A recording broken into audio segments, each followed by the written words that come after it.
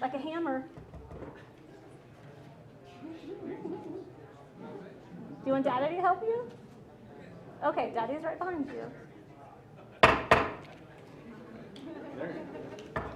All right, welcome to our City Commission meeting. Tonight we're going to declare Star Wars as an official holiday on the 4th. So I have a proclamation I'm going to read. These people were nice enough to show up dressed up. Am I loud enough for you, Kurt? Kind of away from the microphone.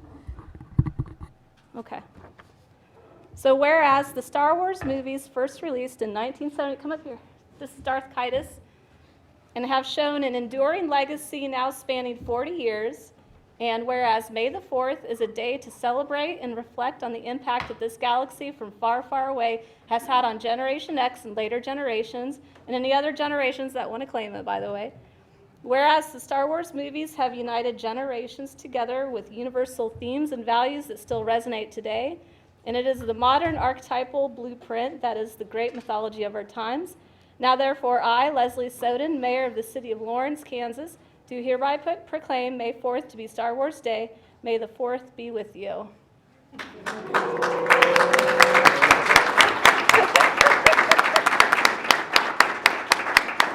All right, I'm going to give you the proclamation. You gotta shake my hand. We'll do it one hand at a time. There you go. Thank you very much. You look great. Okay, Frankie, it's time to go back. Back to Mama. Let's go back to Mama. I'm going to give this to Todd, my brother. Let's go over here to the left. Mom. Here comes Mom. Kai might need some help with the stairs.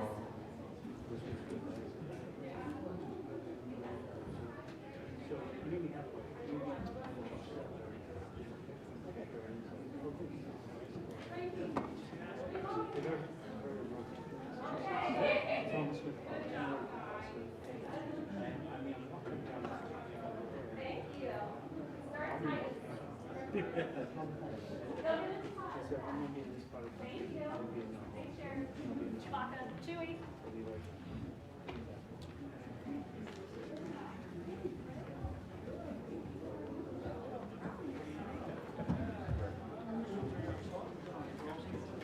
Gotta make way. Make way back there.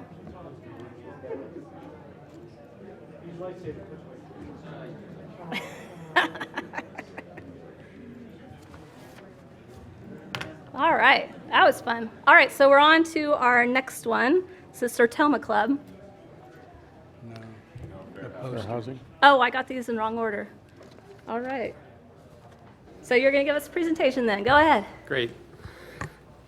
Thank you, Mayor. I'm Scott Wagner with the City Attorney's Office, and I am here to present this year's winners of the Fair Housing Month poster competition. Our competition was sponsored by the City's Human Relations Commission in partnership with, for the third year in a row, USD 497 and the Lawrence Douglas County Housing Authority and Housing and Credit Counseling, Inc. We received about 80 entries this year, and our theme was celebrating 50 years of community in support of the 50th anniversary of the passage of our Fair Housing Ordinance. So I'm pleased to announce the winners that are here tonight, so we'll get started with that. Right now, we'll start with the grade school group. And not everyone was able to make it tonight, but the kids that are here will come forward and be recognized and receive their award. How many winners do we have? We have 9, but there were a couple ties. So Okay. yeah, we awarded 3 places in grade school, middle school, and high school categories. Okay, good. So we can clap after each one. Yeah. So tonight, and we'll start out with the grade school category. We have Jerwin Rapata. He is a 5th grader from Prairie Park Elementary. Jerwin?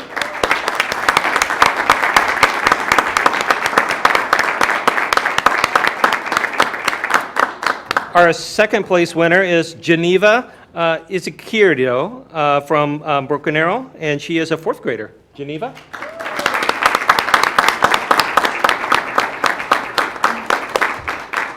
And our winner, I think, was the very first girl that turned in an entry this year. I don't believe she's here tonight, Kaylee Clancy, a 3rd grader at Langston Hughes, but she also was an award winner last year, and she just has some great art. Kaylee, are you here tonight? Okay, very good. So those are our grade school winners, and we'll go on to our middle school winners. Our third place winner is Iris Dunn, and she is an 8th grader at St. John's Catholic School.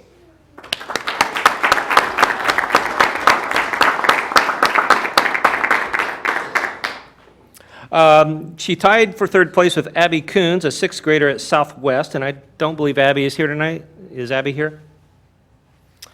Okay. Our second place winners formed a team from St. John's Catholic School, a team of 7th graders. Gabriella Carter, Sam Cast, and Cheney Finkeldyer are all here tonight.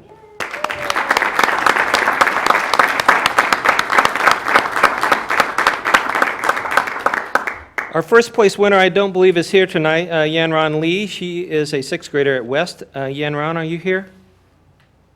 Okay, very good. We'll wrap this up with our high school winners that are here tonight. Third place, there was a tie for third. Ashley Brown is an 11th grader at Lawrence High. Ashley?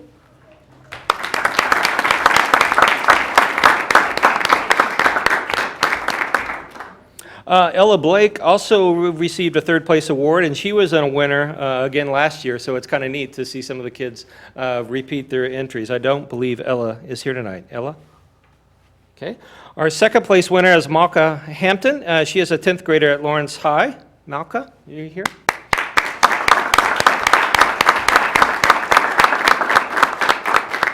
And our first place winner in the high school division is Allison Day. She is an 11th grader at Lawrence High. Congratulations.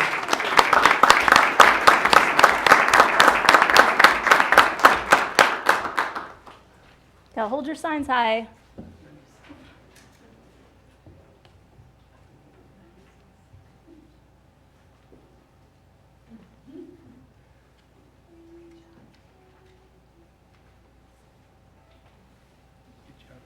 Good work. Thank you, guys. everyone, for participating.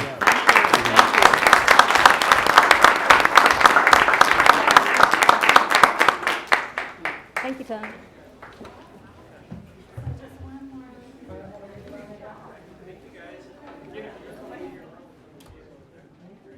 All right, now we're on to Sertoma.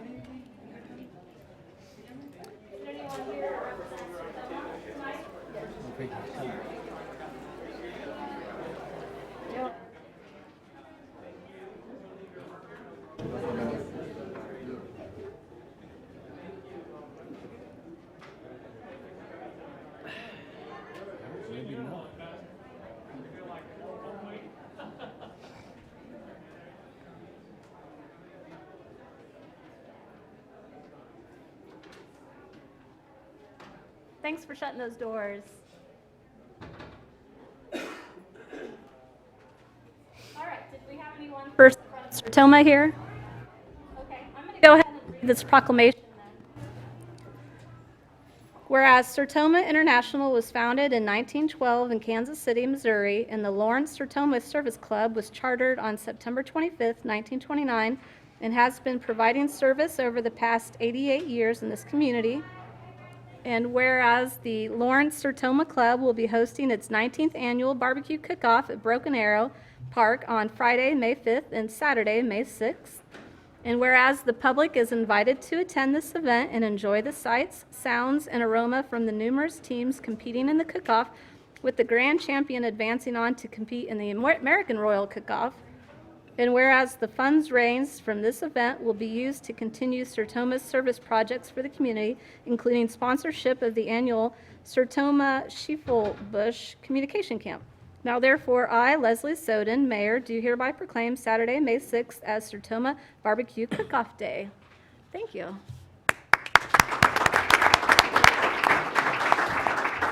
I'll go ahead and receive that on their behalf and make sure that they get it later.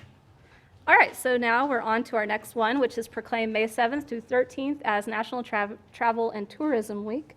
Do we have anyone here?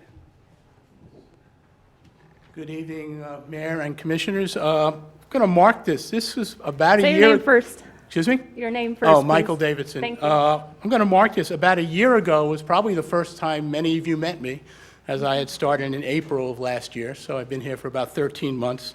So I'm very excited to come and talk about National Tourism Week. It was established in 1983, and I started in the tourism industry in 1986, so I've been doing this for quite a while. And really what we're trying to do, and I'm going to let the mayor, when you talk about the proclamation, kind of talk about the numbers of how important tourism is. But I want to talk about some of the things we've done over the decades in supporting National Tourism Week. When I was in Walla Walla, we kicked off a year of hospitality training.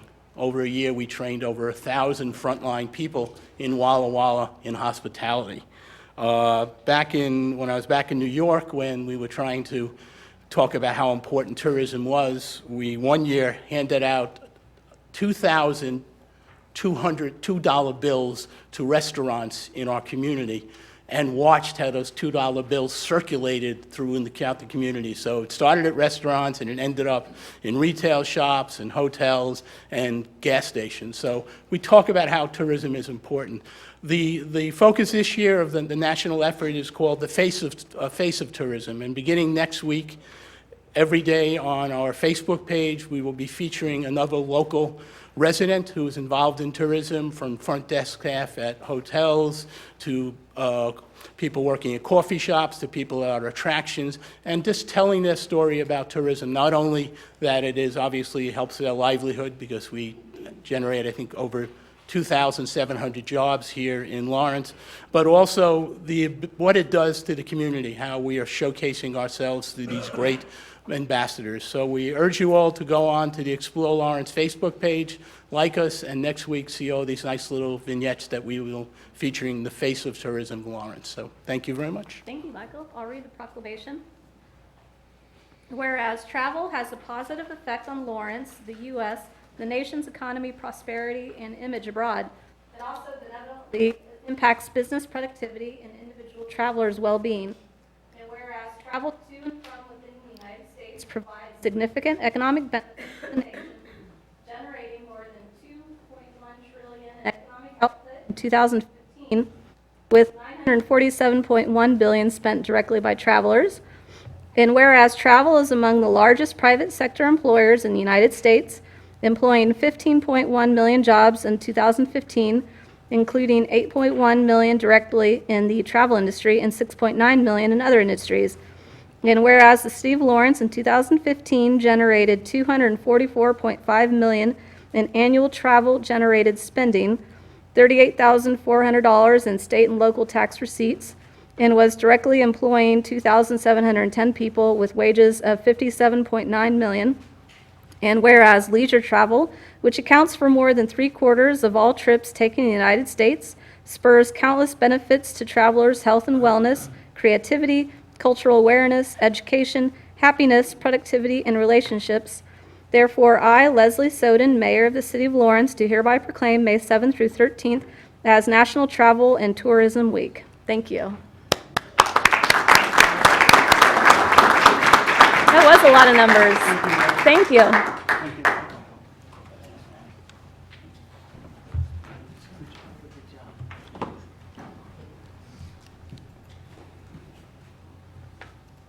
All right, so now we're on to proclaim the month of May as Community Action Month. Do we have any representatives here today?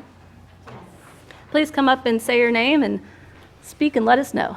Yes, my name is Lily Okwani. I am the coordinator of Douglas County.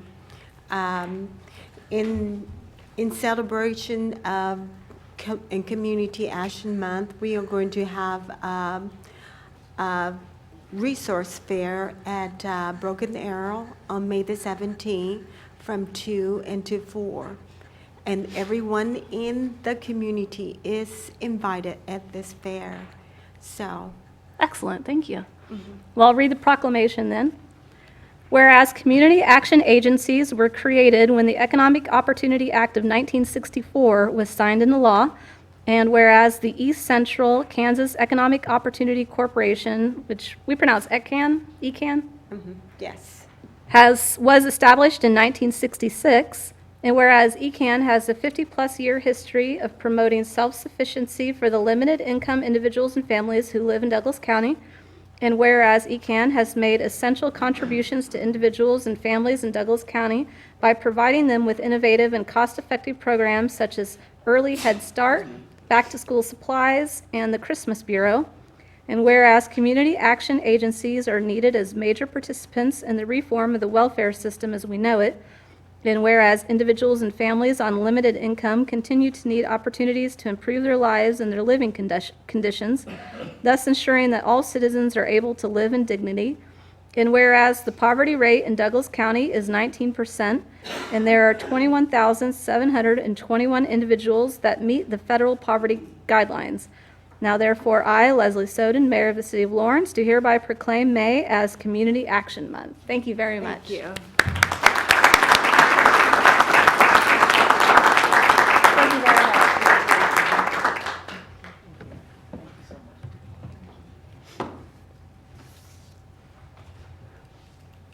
All right, so now we're also going to proclaim the month of May as Bicycle Month. Do we have any representatives? All right, come on up.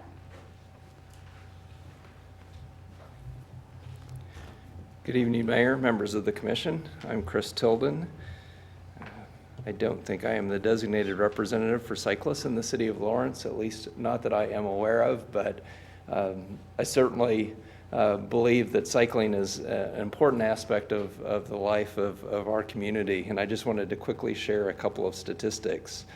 These are from the 2015 Citizen Survey.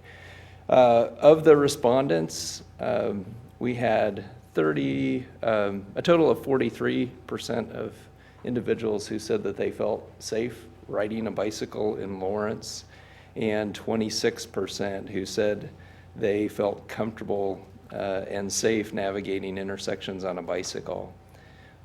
In the same survey, the number of walking and biking trails was by far the most important resource that people wanted to receive attention over the next 2 years among Parks and Recreation services and amenities.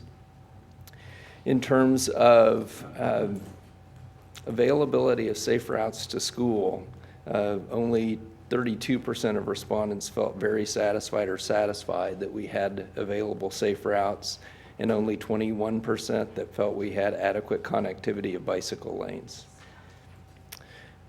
We've made tremendous progress over the last couple of years, but it certainly, survey results seem to suggest that we still have a long way to go. So I certainly thank Parks and Rec and Public Works and all for all of the progress that we've made over the last couple of years. I look forward to continued progress as we move forward, and thank you all for recognizing this as Bike Month. Yeah. Next week is Bike to School Day on Wednesday, and the following week is Bike to Work Week. I hope we don't have so much rain. Thank you. We hope to too. We hope not to. All right. Whereas for more than a century, the bicycle has been an important part of the lives of most Americans and is a viable and environmentally sound form of transportation and an excellent form of recreation, and whereas creating bicycle-friendly communities has been shown to improve citizens' health, well-being, and quality of life, to boost community spirit, to improve traffic safety, and to reduce air pollution and road congestion, and whereas education, starting at a young age, of all would-be cyclists and motorists as to the proper and safe operation of bicycles and motor vehicles is important to ensure the safety and comfort of all users. And whereas Lawrence has been named a bronze level bicycle-friendly community by the League of American Bicyclists, and whereas Lawrencians of all ages, ability, family background, and socioeconomic status will experience the joys of bicycling through encouragement, activities, educational programs, or going for a ride. Now therefore I, Leslie Soden, Mayor of the City of Lawrence, do hereby proclaim the month of May to be Bicycle Month, and Wednesday, May 10th to be Bike to School Day, and the week of May 15th through 19th to be Bike to Work Week. Thank you very much.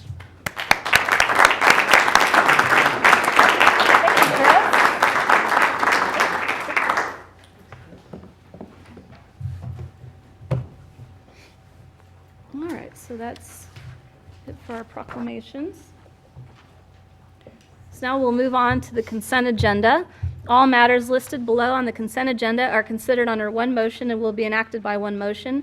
There will be no separate discussion on those items. If discussion is desired, that item will be removed from the consent agenda and will be considered separately. Are there any items that the commissioners wish to remove from the consent agenda? Here, I just had a question about item number 7. Okay. Any other ones? Okay. Would anyone that's a member of the public wish to remove an item on the consent agenda? Okay. So with the exclusion of number 7 and number 12, and with the addition of claims in the amount of $7,607,140.42 to 333 vendors, noting that there is one payment over $1 million, which is to 360 Engineers for $1,714,956. Second. All right, so motion made by Vice Mayor Boley, seconded by Commissioner Amix. All those in favor say aye. Aye. Any opposed? So motion passes unanimously. So we got number 7 here. Let me go ahead and read it so that people know what we're talking about. We have agendas over there by the door on the podium if anyone would like to follow along tonight. Number 7, adopt resolution 7203 authorizing the issuance of general obligation bonds in the amount of $2 million for the Maple Street Pump Station and amending resolution number 7141. I guess the question I would have for staff is, this is just this doesn't have an effect. We're cleaning up an item on the exact cost of the project before we get to the bond sale later, right? Yeah, we had originally posted this as $1,750,000, and the correct Right. number is $2 million, so this is taking care of that issue. Okay. Well, I was just wanting to make sure that it didn't have an effect on that. I read it a couple of times, but I just wanted to make sure on that. So, yeah, I'm fine with that, Mayor. Okay, any other comment from commissioners? Any comment from the public on this particular item? All right, would you like to make a motion? Mayor, I'd move approval of that item. So motion made by Commissioner Amix, seconded by Vice Mayor Boley for adopting the resolution 7203, authorizing the issuance of general obligation bonds in the amount of $2 million for the Maple Street Pump Station and amending resolution number 7141. All those in favor say aye. Aye. Any opposed? Motion passes unanimously. So then we're on to number 12. So we got approved requests from Douglas County and Plasticon to forgive special assessments in the amount of $40,648.17 on Lot 7 of Block C in the East Hills Business Park to accommodate future Plasticon expansion, subject to donation of the property to Plasticon by Douglas County, which that already did happen by the county, right? It's pending our approval. Okay. Lisa? Yeah, I just wanted to, we received some questions about this special assessments, for giving special assessments from a citizen, and I was wanting to staff just to kind of give us a rundown of what this project is about, if you could please. The Commissioner, just to clarify what particularly this request is on this Yes. agenda item? Yes, be happy to. This is a request that comes from both Plasticon and Douglas County. Douglas County owns a lot in the East Hills Business Park that is adjacent to property that's owned by Plasticon. And Plasticon had made a request to the county to donate this property to them for future expansion opportunities. This would be beyond the expansion that they are currently visiting about. The county, at last week's meeting, granted that request contingent on the city weighing in on the issue to waive the special assessments that are outstanding. So backing up just a little bit, on property in East Hills, the arrangement dating back to the late 80s and early 90s between the city and county was that the county would hold the property, purchase the property that encompassed the business park, and the city would front the funds for the infrastructure improvements at the park. And so the approximately $40,000 in outstanding special assessments relates to that infrastructure work that was done a very long time ago, and in fact has been paid in full by the city prior to this development occurring. We do have an agreement with the county, as you're aware, that places a deferral on these special assessments with the county until such time that the property would transfer to a private party from the county. And so they are making the request on a case-by-case basis, and that's the request that's in front of you this evening. So essentially, they're asking for the city to waive those outstanding special assessments in the amount of $40,648.17, and the county would then provide the property to Plasticon. Be happy to answer any questions that you have. Any other questions for staff?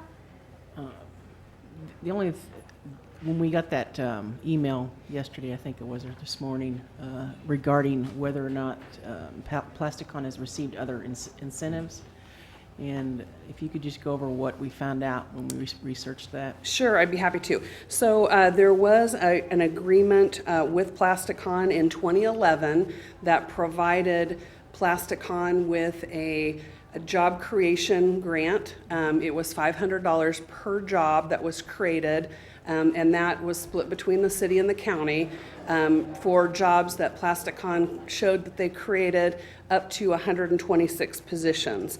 As of November of 2011, they had hired 19 full-time employees, and so the funds were provided in a total of just under $11,000 related to that $500 per job as that incentive.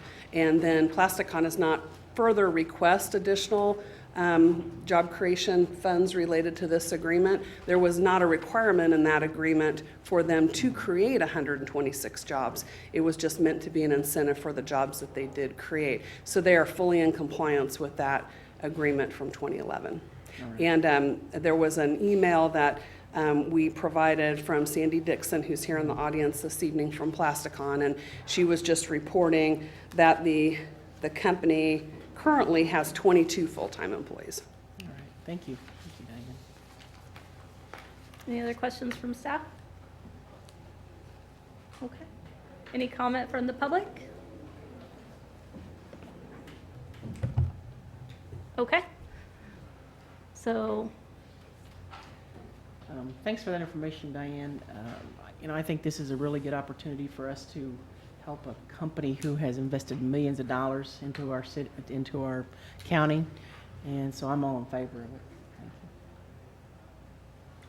you. Me too. This is a great project, a company that should be very proud of, and the fact that they're expanding in Lawrence, Kansas. I mean, I think this is a pretty inexpensive investment, and we've already paid for that investment. So if we can help, we should do this. Diane, thank you for finding the additional information on the item through the email that we received earlier today.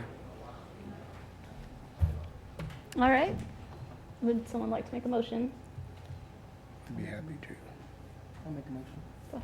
Yeah. To approve it. Okay. Second. So we got a motion to approve, approved by Commissioner Larson, seconded by Commissioner Amix. I'm going to reread it. Approve request from Douglas County and Plasticon to forgive special assessments in the amount of $40,648.17 on Lot 7 of Block C in the East Hills Business Park to accommodate future Plasticon expansion, subject to donation of the property to Plasticon by Douglas County. All those in favor, say aye. Aye. Any opposed? So motion passes unanimously. Thank you, Diane. All right, so now we're on to public comment. If anyone has any cell phones, you might silence them. I forgot to say that in the very beginning when we had all the Star Wars commotion, but it's just really distracting when they go off and someone's trying to speak. So now it's time for public comment. The public is allowed to speak to any items or issues that are not scheduled on the agenda. After first being recognized by the mayor, as a general practice, the commission will not discuss, debate these items, nor will the commission make decisions on items presented during this time. Rather, they will refer the items to staff or follow up if necessary. Individuals are asked to come to the microphone, sign in, and state their name and address. Speakers should address all comments, questions to the commission. So this is for items not on the agenda. Does anyone have any public comment?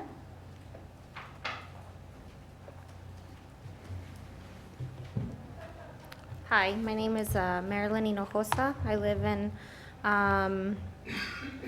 213 Hanover Place, apartment 5. I guess you guys don't need my apartment number. Lawrence, Kansas 66044.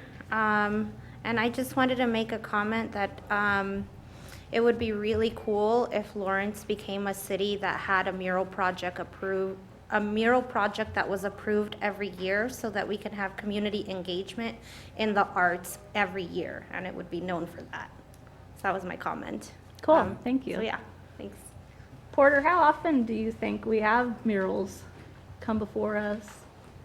We just did one tonight, of course. It's up to artists in the community who generate mural projects to approach us. So it's no specific amount. Cool. Okay, thank you. Thank you, Marilyn. Right. Any other public comment?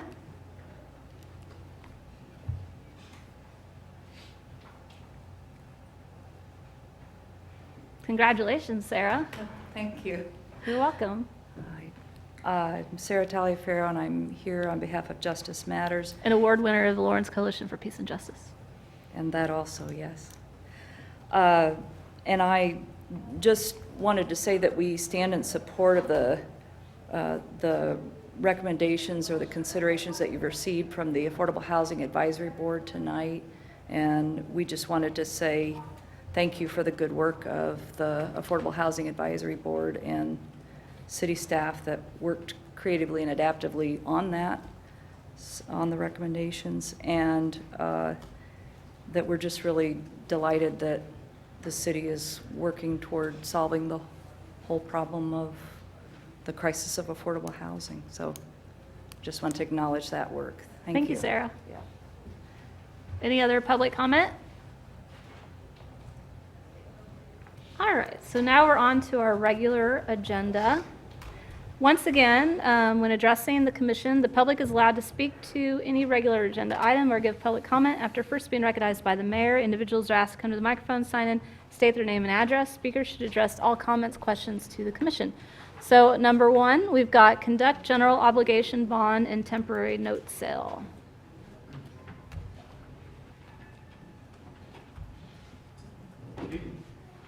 Happy Star Wars Day. May the force be with you. Thank you. So I'm excited not only that we've proclaimed it National Star Wars Day, but also that we did have multiple financings that the city sold some bonds and some temporary notes today. We received some really good rates. We've updated the items on the agenda, so hopefully you've had a chance to take a look at that. But to summarize, actually I'll summarize multiple actions here, give you an idea of what the sales were, how we did on the interest rate, and some further action. And then I'll introduce who we have with us to talk a little bit about what, why the results of the sale were what we received, and also talk a little bit about levels of debt. I know that question's come up a few times, and they'll talk a little bit about our Moody's rating that we recently had last week, or that we received the results last week, and talk about that. So just quickly reading down, we sold 2 bonds, 1 temporary note, and the first bond is Series 2017A. It's for $3,030,000, and we received 6 bids ranging between 2.04% interest and 2.25% interest. When we received our recommendations several months ago, we had estimated 2.49. So as you can see, it's about 45 basis points better than what we were anticipating. That will result in less of a debt service. The A bonds are for a few projects. One is the pump station in North Lawrence, which actually... You might bring that chart up on the screen, just so, it's a lot of numbers Oh, sure. for people to hear and understand. Sure. Thanks, Brian. There you go. So there, yeah, on the screen is the interest rates that we received from the multiple bidders.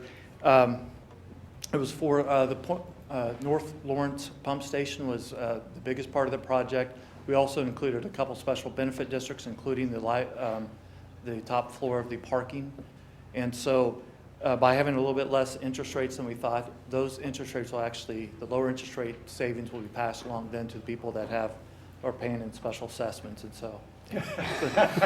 Sorry, I'm just stretching. Sorry. So we are pleased with that. The second bond issue was what we've been terming the green bonds. It's for approximately well, not for approximately, but it's for $11,373,000 or $375,000. You could see the interest rates ranged between 3.14 and 3.24. I will point out, this question was asked to me earlier, why the interest rates are higher than you see for the previous bond you just looked at. When we're looking at the 10-year, the 2017A issue, that's a 10-year bond. And the way you calculate interest rates on bonds is you're taking all 10 years, coming up with a average, if you will, interest costs. And so you only have 10 years worth of interest costs, the lower part of the scale. The B bonds are 22 years, and so you have a lot more bonds outstanding at longer years. The further you go out, the higher interest rate, and so that's why you'll see the net interest rate a little bit higher. However, they're still quite a bit lower than what we had anticipated back a few months ago at 3.61. These are the debt service from this is to be paid for from the savings from the utility costs and also some maintenance costs. When we originally anticipated this, the average debt service was approximately $724,000 over the full length of the 22 years. Now with these lower interest rates, it's more like $704,000. So we are seeing savings on that too. Brian, I assume that's a typo, that the Bank of America is not actually 2.1, is that correct? Should be 3, right? Yes, that would be correct. We put that in every once in a while, just make sure people at home and commissioners are taking a look at that. My apologies. That was me. We also sold a temporary note. This temporary note, it's a $6 million temporary note. It's for the temporary financing of the remodel of Fire Station 1 and the location where the senior, what's the right term? The Senior Services Center is located.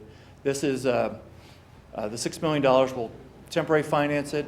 It's a 3-year, it's a 3-year temporary note with the idea that if it's we can call that after 1 year. So if the construction stays on schedule like it should, we can call that. Then we'd issue long-term financing on it. And again, we do have an agreement between ourselves and the county that this is prorated. Repayment of this is split between the city and the county. It's 6 basis points better, which results in about $44,000 difference. Again, it's not a huge difference, but again, it's good rates. We had a lot of interest. You see each one of these, this was 5 bids, the bonds were 6 bids. Included in the 6 bids, there's syndicates, multiple banks that go in together to bid on these bonds. On the winning bonds, on the 2 winning bonds, or banks, there was up to 32, I believe, individual banks that went in together to bid on this bond. So there was a lot of interest overall, and I'll turn that to Mr. McGilvery if he might have some specific reasons why that is. And then finally, this evening, the action will be another resolution. And so we've talked a lot about the neighborly bonds, the bonds that we're hoping to get into more of citizens' hands.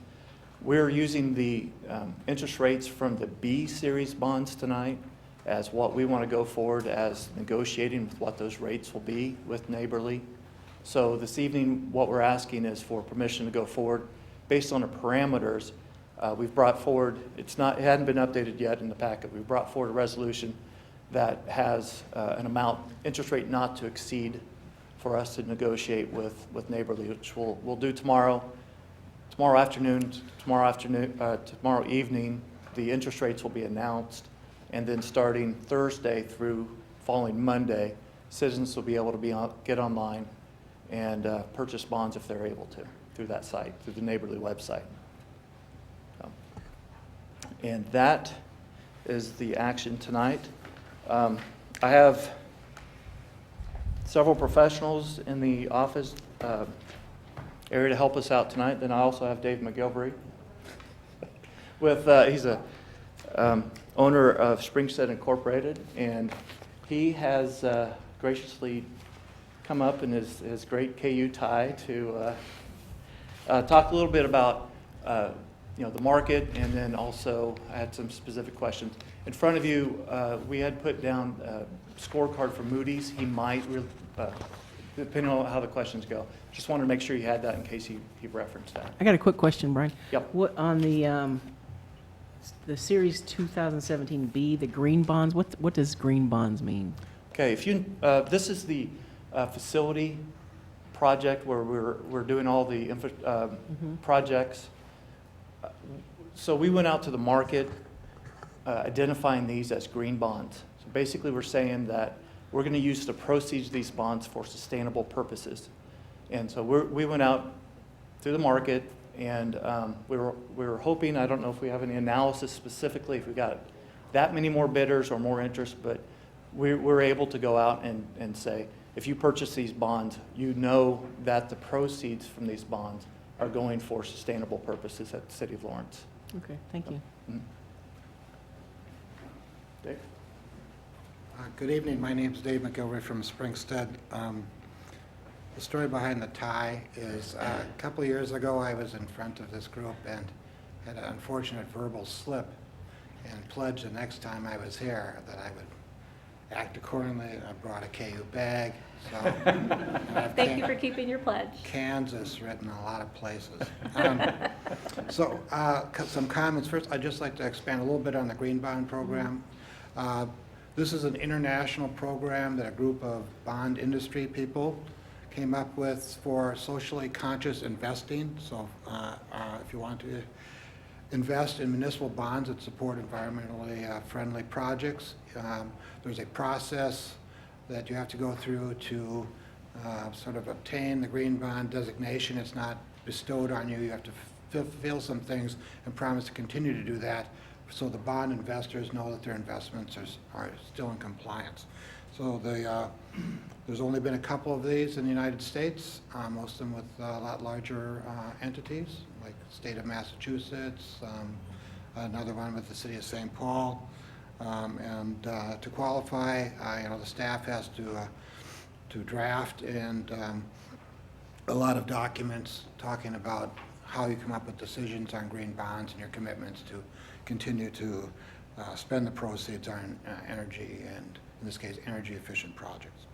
A little bit first on the market and why our estimates are so off. The market has really come down in the last 5 or 6 weeks. It was really high in the first part of the year, and then economy cooled down. Some people, got used to some of the things that are happening at the national level, and interest rates came down, and so that's been good. Plus, these are very good rates. You had a lot of bids, and that's all good indicators of competitive bidding, aggressive competitive bidding, and you lower interest rates, lower interest costs, lower assessments, other taxes, etc. I'd like to talk a bit about the credit rating, and then I know there's a question on the debt. Each time you do a general obligation or other major public offering, you have Moody's Investors Service in New York do an assessment of your rating. And your rating, general obligation rating, was affirmed at AA1. And I'll just put that in the context. The highest possible you can get is a AAA rating. There's a handful of those in Kansas, Overland Park, Johnson County, a few more like that. Right beneath the AAA is the AA category. You're in the AA category, and the 1 means you're at the higher end of the AA category. So you're, if you would, 1 notch down from the highest possible rating you can achieve. So that's very good. And these days, and in and since the recession, the higher the credit rating, the more secure it is, the more that attracts investors, the lower your interest rates are. So one key to the number of bidders, the low rates, is the credit rating. I have the report. I believe it's attached to the staff report or in your packet. I'll just hit the highlights. They list credit strengths. large and stable tax base, institutional presence of the University of Kansas, stable financial operations and healthy reserve levels. What that means are balanced budgets and keeping your fund balance in the general fund very high. Challenges, moderate dependence on economically sensitive sales tax revenues. You know, sales tax goes up and down with the economy. Above average annual fixed costs relative to operating revenues, which is a ratio that you do. And when they talk about fixed costs, they're talking about annual debt service, annual pension payments, annual OPEB, which are post-employment benefits. All those together.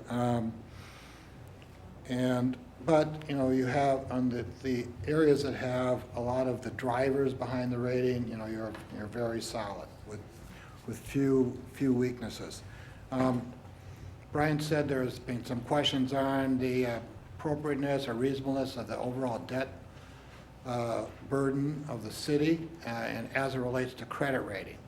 What we did, you know, the report is basically, you know, a narrative of their conclusions. We went behind that and got what's called the Moody's scorecard, which is a culmination of all their analytics. And in the middle of the recession, you know, the rating agencies all got taken to task by a lot of people because, you know, they missed the recession, and it indeed happened. So they want to provide more transparency. Something is they didn't just go behind the curtain and come back with a rating, but rather the analytics behind that. So in answering the question about the debt level, we asked Moody's for their scorecard, which is a culmination of all their analytics. And it's very involved. It's a matrix with a lot of numbers. I don't think here would be the appropriate part to dive into that. But what it says, and in the debt, and if you're so inclined to look at it, down on the last category is debt. It has direct debt to full value, or your debt to your tax base. And what it says is that your current debt levels is very consistent with your AA rating. So you're right in the middle of that. So yeah, I wouldn't say the debt is pushing you one way or another in terms of your credit ratings. Of course, you'll be retiring debt and adding new debt, but you're right in the middle of the AA category. So, you know, if you look at that and have specific questions, I'm sure maybe a separate conversation would probably be more in order for something of that intricacy. So we think it was a very good sale, all of these. We sort of look forward to the neighborly process tomorrow and recommend approval on each of the two bond transactions and the notes. I'd be glad to take any questions. Do you have any questions? Thank you. Thank you. Yeah, thank you for coming. Thank you. Like the tie. Yeah. And you got a bag too.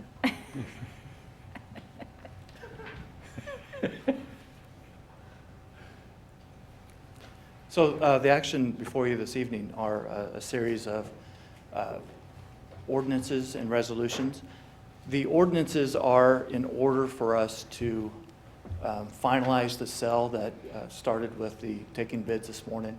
And so in order to do so, in order to do both the first and second reading at the same time, that's why you'll see the wording in the motion to declare an emergency, so you could do the first and the second reading in order to get the ordinance done in one evening, so we can go back to the low bidders and say that we've accepted the bid and sold the bond. So the action would be ordinance for Series A, resolution for Series A, ordinance for B, resolution for B, and then resolution for the temporary note.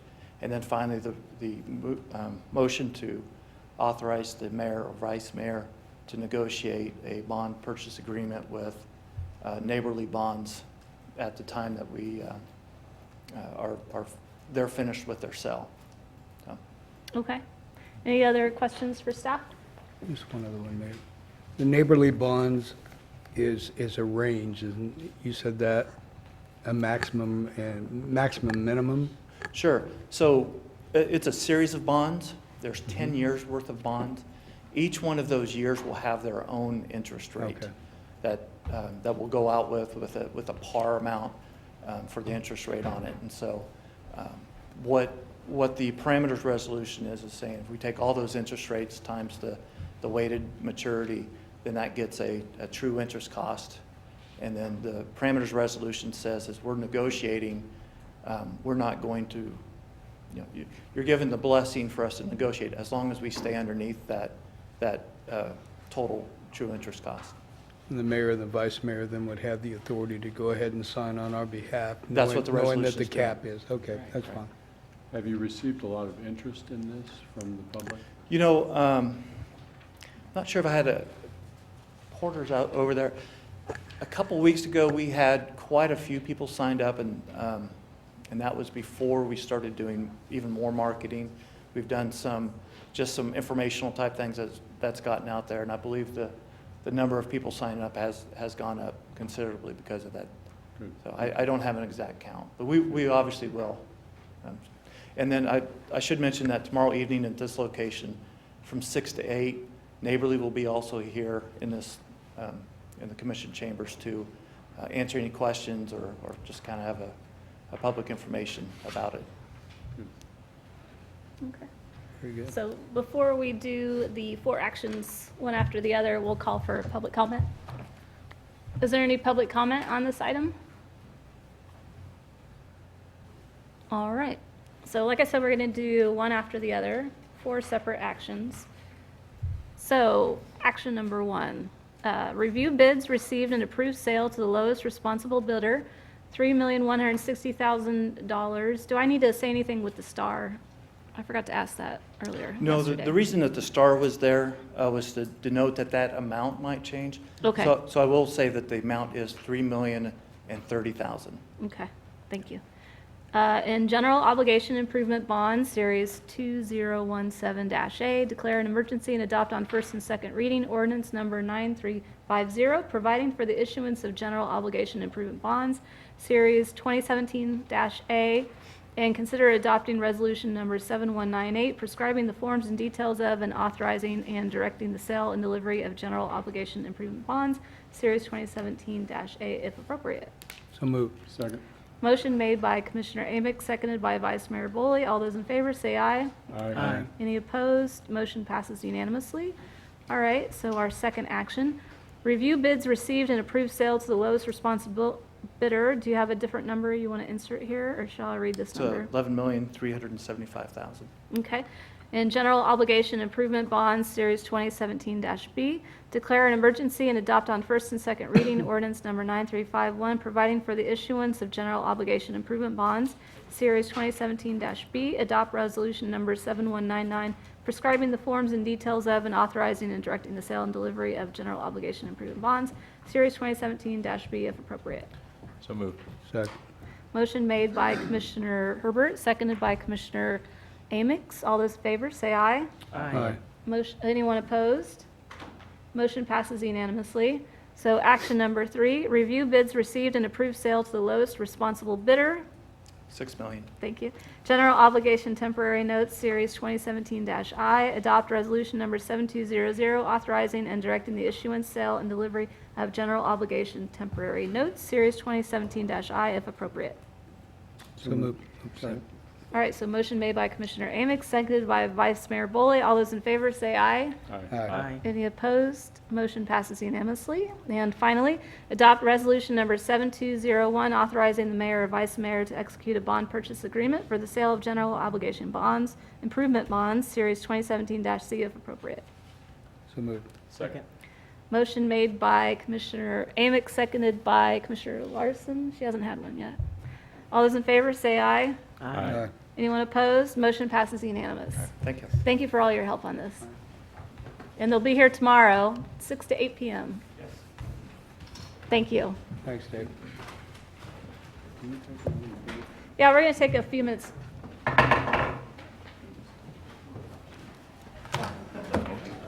Stuart, you didn't have any of those.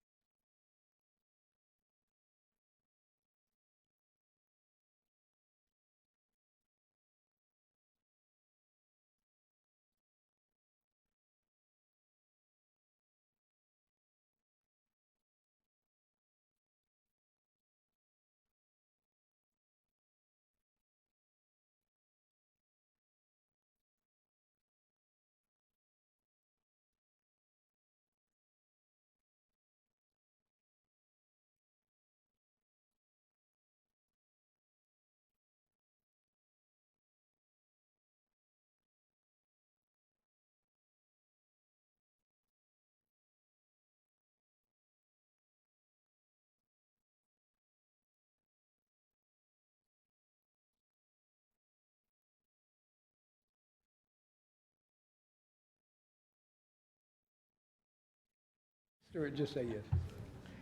Kurt, are you ready back there? All right. We pass this down. All right, so we're going to come back. So now we're on to regular agenda item number 2, consider authorizing staff to finalize and the city manager to execute the building and land donation agreements and associated documents related to the BNSF Railway for the acquisition of the Santa Fe station located on East 7th Street. Good evening, Mayor and Commissioners. I am pleased to be in front of you this evening with an interesting and I think beneficial to the city development with an interesting and challenging project that has had multiple steps. So early last week, we were called by the BNSF, and they were indicating to us as we were finalizing our agreements with them that they would now like to donate the land as well as the building to the city. You may recall that they have indicated to us in the past that they were not willing to do anything but enter into a long-term land lease on the property. Additionally, in our discussions with them, they also informed us that they no longer need the repurchase rights to the building. So they had a clause in the agreements that required us to provide the building back to them and had a formula for them to repurchase the building in the event that they needed it back at some point in the future. And the other item that they had required was a lease back to them in the event that they needed to occupy the space again within the building. So none of these things they need anymore, and they're willing to donate the land to us. And again, I think this is a very positive agreement or positive development for the city. This will enable us to control the land. We visited with them about the environmental provisions, which they have indicated to us will remain the same, and that was a key point of discussion. You may recall on that it specifies generally that the point in time where the city takes over the land, and previously, of course, it was the land lease, that the city would be then responsible for things that happened on the land from that point forward, with BNSF retaining the past liability, anything that's incurred with the property in the past. And so that is our understanding of what will remain. We're still working with them on drafting these agreements. Obviously, this is happening very quickly. We're trying to get the agreements finalized so that we can proceed with KDOT related to this grant. So we continue to be on a very tight time frame with them, and then we'll need to work back and loop back with Amtrak. But again, I think that this really opens up a lot of possibilities for the city with regard to the land, doing things with the building. That would have been difficult for us to do had we had to lease it back to them with very, very short lead times on notice. So without those provisions, I think we have a lot more flexibility into the future. And the other thing that I think is of benefit is in researching this transaction, we found that in fact our street is on BNSF property currently in that location. Of course, this goes back many, many years. And so it will be nice to have that property back so that we can have control of our street. So staff is favorable on these items. We would recommend authorization of us to finalize these agreements. If for some reason there is a major change that I have not noted to you all, we would bring those back in front of you. But we would appreciate the flexibility to finalize it so that we can work with KDOT to get this project finalized. Any questions for staff?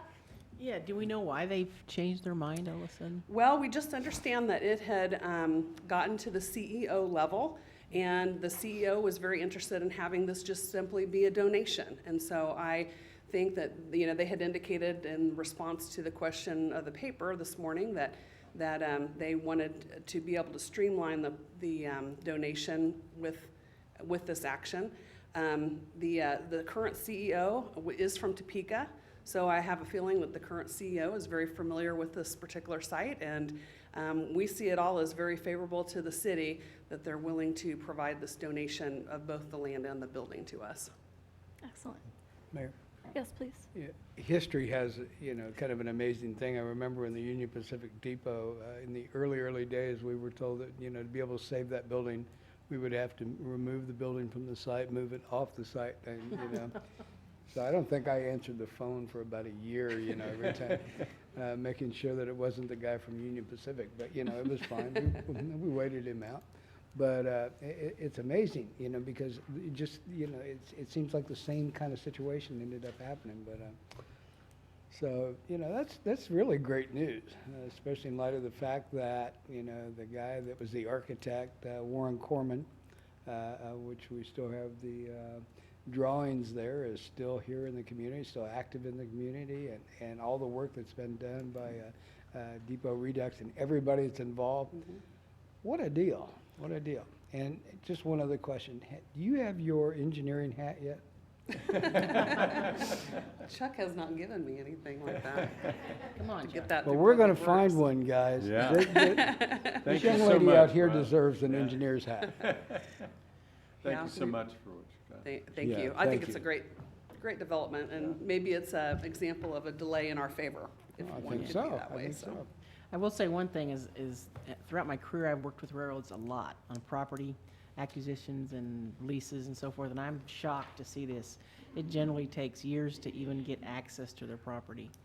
So I'm really impressed that we're actually getting them to give it to us. We were too. I'm shocked. That's great. It has been years, though, maybe. Yeah. Well, we appreciate it from Yeah. UNSF. Yes. Well, Thank you you. should recognize Diane in particular, but there's a lot of staff that Yeah. Diane would acknowledge that have been behind her, but Preservation Lawrence is going to be recognizing Diane for all of her work on this project. And May. I can tell you, she's dogged it. I don't know if it was the CEO living in Topeka. I think that she just kept on them to the point where they just said, take it. Thanks, work, Many Diane. people have been involved, and Yeah. we appreciate all of your support on this. Thanks being an SF too. Appreciate it. All right, any public comment on this item? That would be me. Considering I don't see anyone else from Depot Redux here, I guess I am, You're it. yeah, I'm it. My name is Richie Kennedy. I technically live at Lake Davanawa, but I am obviously involved with Depot Redux. And of course, my family owns the Kennedy Glass property that's sitting right next to the Depot site. Again, obviously, I believe I could speak for Depot Redux in saying that we do support this. This obviously is becoming is favorable towards the city. It's good. And I just wanted to do a couple of quick things here. Obviously, the Lawrence Station is an example of mid-century modern Santa Fe brick stations. And there's a couple of other examples. This one here is Arc City. And then I think I mentioned last time I was here that Walters Mall Railroad Company was making a model of this kit.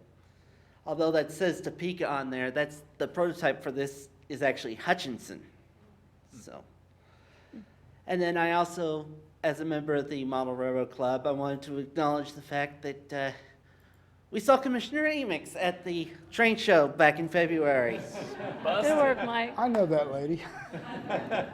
Oh, by the way, the train there that just happens to be my train there that he's watching. Bob Lagerstrom decorated this module with the station features and things, but that's beside the point. But I did want to at least come up here, and also with regards to the Preservation Alliance Awards, we at Depot Redux will be there as well. So. Cool. Thank you. Thanks, Richie. Any other public comment? My name is Frank Jansen, 1338 New Hampshire. I came in just a bit late, so I don't know whether or not Diane mentioned Richard Kirschenbaum. He's out of the country right now, but he lives half a block from this station, and the people in East Lawrence with Richard Kirschenbaum, I can't remember how often, but they actually go and clean up the station. Do you know about that? They have a group that goes over periodically and cleans the station up. In my past life, I've flown quite a bit overseas and nationally on airplanes. So I've also taken the train, the Amtrak, out of this station here, down to New Mexico and back. And in fact, 6 years ago, I came into this station coming in from Ontario, Canada. The thing about it is the first time I took the train, I went in and sat down on this seat. It took me 30 minutes of travel before I realized I could get up and walk around, not like on a plane. Here's a piece that was in the paper. It's actually a comment on the train station. Don't know the guy's name. He calls himself a river drifter. I worked off and on as midnight train order clerk from 1977 to 1988 at the Santa Fe station. We got them all, the street people, down there. One night, I don't know what year it was, a few days before Christmas, and after a couple of Amtrak trains had left at 1:20 a.m., I led several of the street people into the lobby since it was freezing rain and miserable out.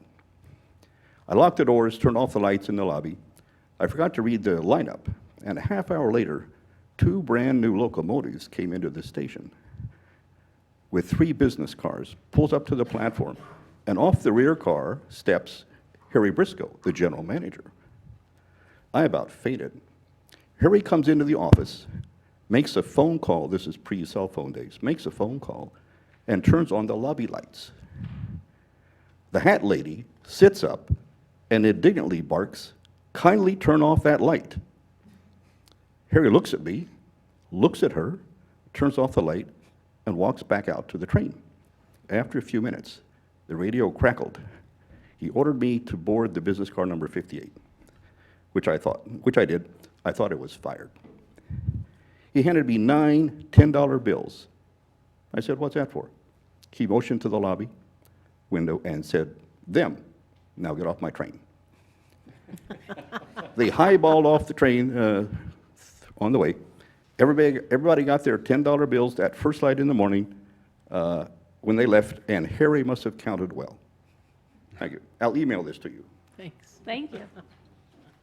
I'll make a note that the depot cleanings, those are depot reduxes. We'll have the next one here this coming Sunday, and was going by on the way up here, realized I think we're going to need to mow the lawn.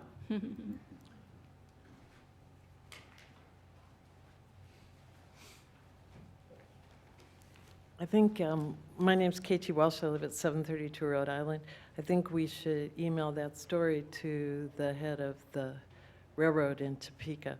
And also, you can get engineer hats down at the toy store, should you want to buy one. I don't want to repeat what people have said, of course. I'm extremely happy this city would more fully own and control the depot, and the work of Depot Redux and Diane will continue.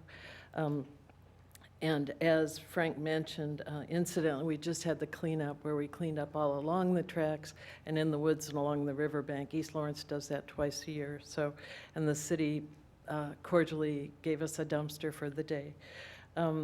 My question is, and I think this applies to the issue, with the city's ownership of the My question is about the city's ownership of the property, safety around the tracks, and legal access to the south bank of the river. I'm brief, but as you know, many East Lawrence people fish the south bank of the river. And last month, an East Lawrence fisherman and an old friend of mine was starting home about 10 p.m. And when he emerged from the woods, he heard, "There's another one." And then someone yelled, "Stop." It was 2 railroad police, and they asked for his ID.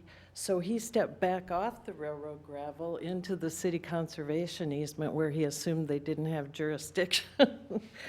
And he also talked with them a little bit, trying to not get arrested. He told them the city now owned the depot, and the officers said they'd heard nothing about that. He slowly walked away, hoping they wouldn't chase him, and they didn't. But I think the issue here is anyone, and this is shifting because New York Street will no longer be on railroad property, right? According to what Diane said. The real issue here is anyone wanting to legally access the river and the trails on the south bank have to cross the railroad property, and that's illegal. And this could be easily fixed if the city would just remove some of the chain link fence at the east end of the lower Riverfront Mall parking lot, which I think the city owns. I could be wrong, maybe the Simons family owns that parking lot. Anyway, then the citizens could walk down the sidewalk on New York Street, walk on New York Street, which will be our property again, walk into the parking lot, and then go into the trails in the woods and get down to the river. If all of us who go down to the river all the time are in danger of arrest when we're on that railroad gravel, there should at least be big signs warning us, and perhaps someone could take down part of that chain link fence so we could get there legally. Thank you. Thank you, K2. Sure. I'm sure we'll look into that. Any other public comment? All right, so we'll bring it back to the commission. Any commission discussion? Well, I got to say, it's been a while since I know staff and everybody's been working on this, and all the number of citizens of the community. There is another group of people that they'd probably all come after me if I didn't mention the number of commissioners that have served in these seats that have had a part of this discussion also. So I want to recognize all of them. And it's probably been 3 or 4 commissions by now, but just a lot of work done by a whole lot of people. So I think we ought to do this and do it quickly before anybody changes their mind, you know? Yes. Yeah. Yes. All right, so would someone like to make the motion? Let me scroll back down I'd so be I can happy. read it off. I'd be happy to. To consider authorizing staff to finalize and the city manager to execute the building and land donation agreements and associated documents related to the BNSF Railway for the acquisition of the Santa Fe station located on East 7th Street. So moved. Second. So motion made by Commissioner Amick, seconded by Commissioner Larson. All those in favor say aye. Aye. Anyone opposed? Motion passes unanimously. Thank you. Thank you, everyone. Thanks. All right, so now we're on to number 3. Receive the Public Incentives Review Committee recommendations for the 2016 Annual Report, Economic Development Support and Compliance. Hello, Britt. Good evening, Mayor. The podium and goes down too Commissioners. if you want to move it. You could bring it down. The podium does. I think I'm okay. Yeah. Well, I can't see you. Yeah, I can I see can't like see the you. forehead. Well, actually, yes, I am a little hidden. Okay. All We are right. so And we gotta use technologically it. advanced here. Yeah, we gotta use at least once per Tuesday night. Again, good evening, Mayor and Commissioners. Britt Crumcano, City Economic Development Coordinator. Every year, the city puts out an annual report on its economic development programs and the projects that participate in it. It goes to be reviewed by PERC, which reviewed it back in April, and last week the county reviewed it. And now it's time to present and have you guys review it and accept if appropriate. Once you accept it, then the final version of the report is then posted online. And normally I start out with my boring, normal PowerPoint, but tonight we have something a little bit different to start out with. And I thought it might be kind of interesting to play a 90-second clip that the EDC put together on the report. This particular clip only covers property tax abatements, and as you may remember, way back in the day, that's all the report did cover. It's still a substantial portion of our current report, but now our current report is more comprehensive and covers all of our programs. So if you wouldn't mind, I'm going to just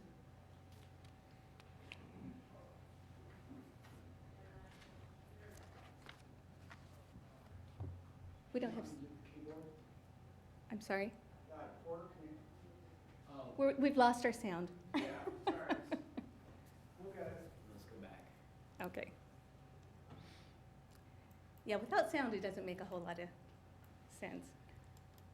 Report for Lawrence and Douglas County is here, and guess what? The 3 companies that got tax abatements in 2016 met all their requirements and then some.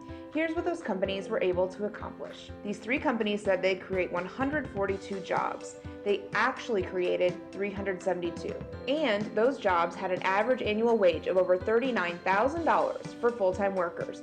That's over $8,000 higher than the average full-time job in Lawrence's private sector. That's also more than $13,000 over the city's wage floor. Plus, those companies still paid property taxes. The city got a combined $195,000 in taxes from the businesses getting incentives. About $150,000 was abated. Before these three companies were getting a tax abatement, they employed a total of 544 people. It was estimated that they'd be able to employ about 640 people thanks to the tax abatement. But they're actually employing over 900 people. Plus, nearly all the sales done by these companies happen outside Lawrence, meaning all three are bringing new money into our community. More money invested in Lawrence means more can be done for affordable housing, workforce development, and everything else that makes this city great.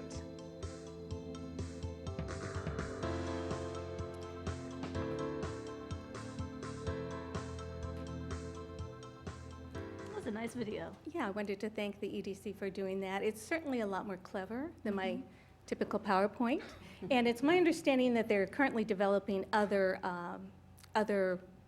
whiteboard videos for other segments of the report as well. So that'll be interesting. And all these will be posted on the website as well. So now we get into the nitty-gritty with the PowerPoint. And just as a matter of review, primarily for the audience, since I know the commission is pretty familiar with this, but the annual report does go over all of our programs. Our programs can basically be thought of as divided into two main categories: the pay-as-you-go programs, and that's where the developer or the applicant is going to front the expenses for improvements, and then they get paid over time through the tax-generated proceeds that the project produces. And then direct support programs, which are the smaller programs, and it comes in a variety of different types of support that the city and oftentimes our partner, the county, helps participate in.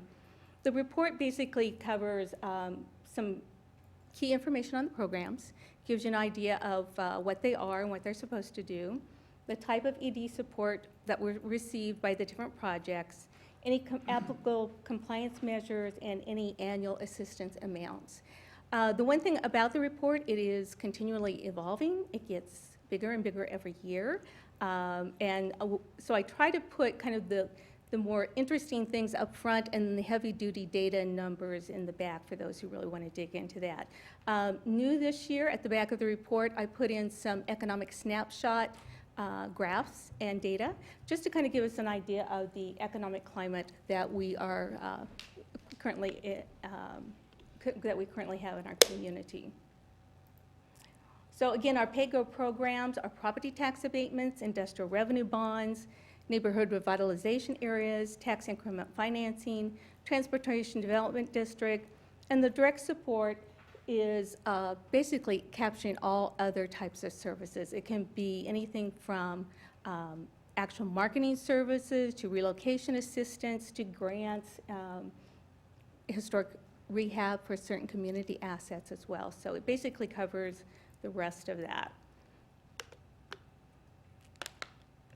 Now, as the whiteboard video showed you, we had 3 property tax abatements that were affiliated with job creation. Rock Chalk Park was somewhat of an anomaly. It does get a property tax abatement based on the structure of their deal for KU. KU normally would receive a property tax abatement but had to go through the city process because of the structure of their deal. So the ones that we really measure are the 3 there, and I won't go into all the details here because the whiteboard video kind of gave you the gist of it, but they all met substantial compliance, and they definitely exceeded their performance projections for the year in general. Again, property tax generation, $341,900 and some dollars was the total bill.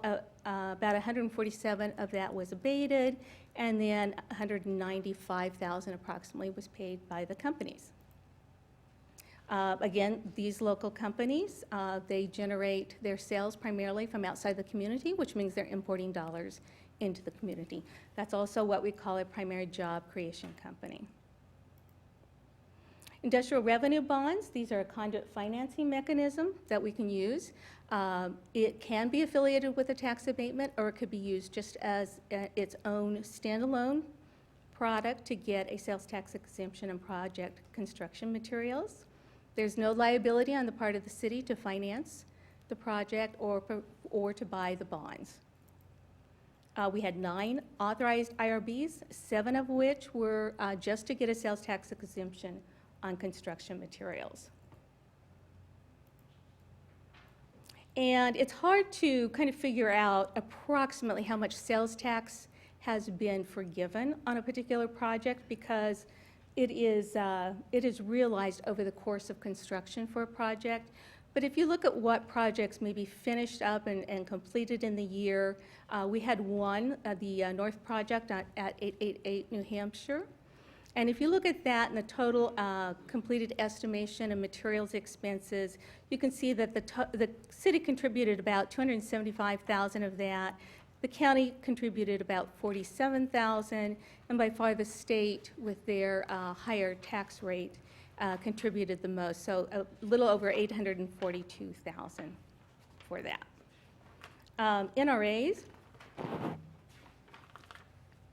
NRAs are a revitalization tool.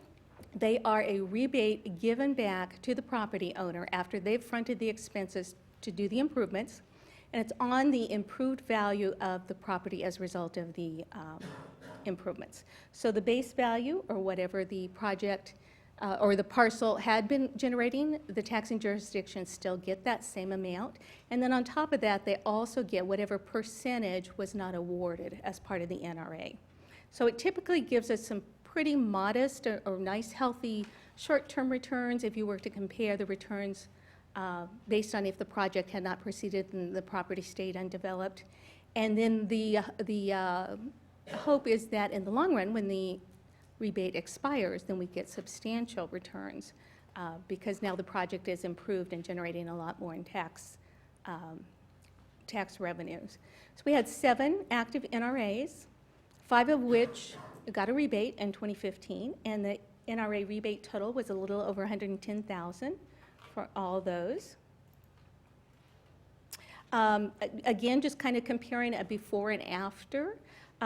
If you look at just this year, the retained amount of property taxes that the taxing jurisdictions would have received if the property had not been improved versus what it was after improvement, it was an 18.6% increase. And if you look at all the dates, all the years that these properties have been generating rebates and tax revenues, it's about 12.8%. Tax increment financing, this program works very similar to NRAs in the sense that it is applied to the improved portion of the property. So again, the base is shielded from the TIF. They can apply to both sales tax and property taxes. We have 3 active TIF districts. The total TIF distribution in 2016 was a little, almost $779,000. And you can see those, there's the 3 TIF districts. Downtown 2000 is for our public parking garage at 10th and New Hampshire. The Oriad TIF district is for the Oriad Hotel. And then the 9th and New Hampshire project is for both the North and South project that have recently come on board. I think the North project just finished up at the end of 2016. Transportation development districts, these are districts where an extra 1% sales tax is charged. And again, this is to go back to repay the developer for fronting transportation-related improvements. We have 3 active TDD districts, the Oriad, Free State or Bower Farms, and the 9th and New Hampshire district. And the total distribution in 2016 was about $279,000. Again, we have just a variety of direct support programs. These are all listed and details are given in the report. You can see we help out in a wide variety of ways. Just as far as the rest of the report and how it's constructed, I told you that most of the details are in the back for those who like numbers and like to get into the weeds. If you want to reference the regulating documents, those are found in Appendix A, and once the final report is posted online, you can just go in there and link on those and bring those up. Appendix B is the historical assistance. It's basically all of our numbers data. One statistic that we have started following recently is that for every dollar in public investment given to a private PAYGO project, for 2016, $4.69 in private sector capital investment was realized. Appendix C is where we're keeping track of our matured or non-initiated or those that have expired, so we can kind of keep an ongoing record history. Appendix D talks specifically about county-only programs. Appendix E gives us some additional supplemental information, and then Appendix F is our economic snapshot. And that I just tried to provide some information on economic growth, income growth, our tax base, and just additional economic indicators. This is something that I just kind of pulled together, and if you guys have any other recommendations for future data, we can certainly bring that into the report as well. Employment growth, basically, in all these statistics, I tried to look at the 1 year, the 5 year, and the 10-year change, so we can kind of get an idea of what's happening over those different time periods. And employment growth is up here recently. I do also want to say that since this is federal and state government data, it uses the most recently available statistics. Most of this is for 2015. Unemployment, as you can see, has been steadily declining. We have a nice unemployment rate. I put some commuting data in here just because there seems to be a little confusion about how many people come into Lawrence to work and how many people go out. And actually, it's really balanced for the city of Lawrence itself. It's not quite as balanced for Douglas County as a whole, but for the city, it's pretty balanced. And income growth, for the most part, we've seen steady income growth over time. Tax base, this is the ratio between commercial and all other types of property, because commercial is assessed at a much higher rate. So that's why it's so important to have commercial property within your community, because it's going to bring in a lot more property taxes. I believe the state set up the residential property tax at less than half the commercial rate, and that's to give homeowners a tax break. So I thought it was kind of interesting to kind of look at our balance. We've stayed pretty steady at 30% for the last 5 years. Some of our neighboring communities are significantly higher, and others are significantly lower. So I think it's important to keep in mind every community is different. They all have their own assets, needs, challenges, that sort of thing. But I think it is important that we kind of keep an eye on the balance between our assets. Just some general economic indicators. I've included inflation, which has been fairly low in general. Median household income, that has stayed pretty steady, relatively steady over the 10 years. Real GDP, this is interesting in terms of what makes up our economy, and then also the different things that contribute to the GDP, the different industries, and kind of the change that has happened as a result of those industries. This is information from the city website on building permits, so you've probably seen this before. It just gives you an idea of how new construction, especially new residential construction, has performed.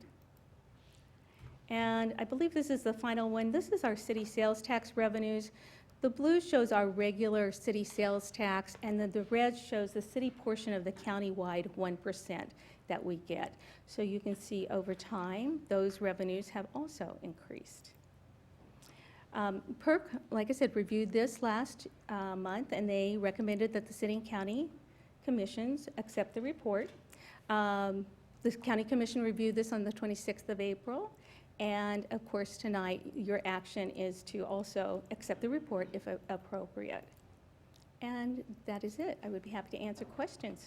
You know, I asked in PERC about how we've changed the ORIAD agreement, performance agreement, and of course, this report is 2016 and won't be the new adjusted Correct, performance yes. agreement. It might be good to put a note in there saying that, so that people are aware, yeah. Yeah. Note that and adjust that number.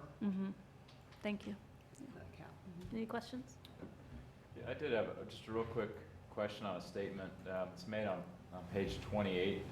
It's talking about job creation under property tax abatements. And it's just a kind of an executive summary, but it says that all of the companies receiving a property tax abatement in 2016 met or exceeded full-time employment projections as per their reporting requirements.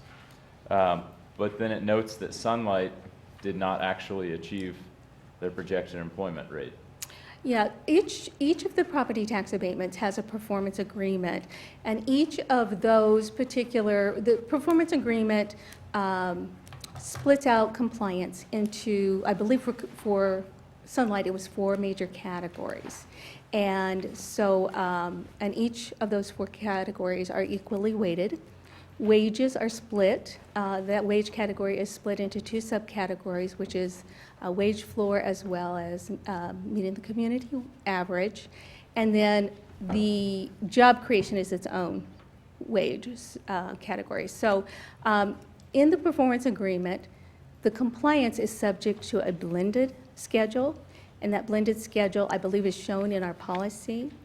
And with Sunlight, the way that their compliance fell, they ended up getting a blended compliance of 93%. 90 to 100 is, they do get their, they are considered in compliance, and they do get 100% of their award. Okay. Any other questions for staff? Thank you. All right, we'll go to public comment. Any public comment on this item?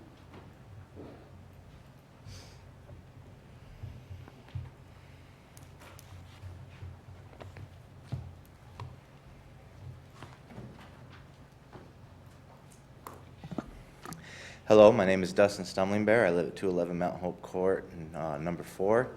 I'd like to begin by saying at the last City Commission meeting, I did not say my name or address. I want to apologize to the City Commission for that. Breach of protocol. But I would like to say for this particular event, I really enjoyed reading the report. Yeah, I actually do enjoy getting into the nitty-gritty stuff to seeing how it's all working out. And it's something that most citizens in Lawrence want to know. How are incentives, how are the tax abatements helping us, and if they are. So being able to have those raw numbers down for all of us to look at and say, yeah, these programs are helping us was very wonderful. I appreciated it. A lot of hard work was put into that. So thank you to all those who did that, city staff, and just everyone who gives their opinions, and the businesses for following through on their what they said they would do. So I hope we can continue getting these kind of reports and also being able to have this level of success. So thank you. Any other public comment? Okay, so back to the commission. So at the time PERC heard this, we hadn't done the final stuff with the ORIAD, is that right? We were working on that, but this is 2016. Right. And that's why she kept it Okay. as those numbers. Okay, got it. That's why I was thinking it might be good to put a note saying We'll why. definitely do that, and I think it would be appropriate, since they are changed, we will note that they were changed as of what date, so that there's not any confusion with that. Yeah, that'd be good. I do have a little bit of a concern with the way that we report the data, specifically the blending measure. I understand that, if you don't meet your jobs number, but then perhaps the wages exceed what you said they would, that it ultimately carries a value to it. But the way that it reads to your average citizen is going to come across as a misstatement, frankly. I mean, it just says all of the companies receiving a property tax abatement met or exceeded full-time employment projections. But that's not a true statement. And so that I'm not saying that the information's been falsified or anything like that. If you're an average citizen reading this, it reads as misinformation. I would be happy to edit that and change Okay. that. Appreciate it. Thank you. Any other questions? No, I just want to thank Brett. This report keeps is better every year, just the amount of information you provide. I really appreciate the work you put into it. I think you did a great job, and it just gets better and better. Thanks. I did have one more. Britt, on the page of the IRBs, it talks about, just take for instance the HERE project, it talks about the 2016 IRBs that are outstanding. The date of the issue was November of 2014, and the year, and it talks about maturity is 2017. Am I reading that right? Well, I am not sure. Here you go. Which page was it? That's right, it's on section 2-1. It's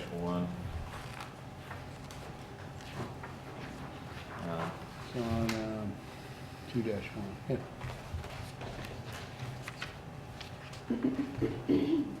There's only one page for section 2. That's easy. Just one page. I was just looking at those, the HERE project, the East 9th Street, the 888 New Hampshire North project, Peasley Tech, and it talks about the date of the issue and the year of that it matures. It's only like 2 years apart, 2 or 3 years. It got its IRB just for sales tax exemption. So that was it just for? Right, mhm. Okay, so it's just. So it Just for the construction. construct it, Exactly. yeah. Mhm. All right. Let's make sure I understood that right. Any other questions for staff?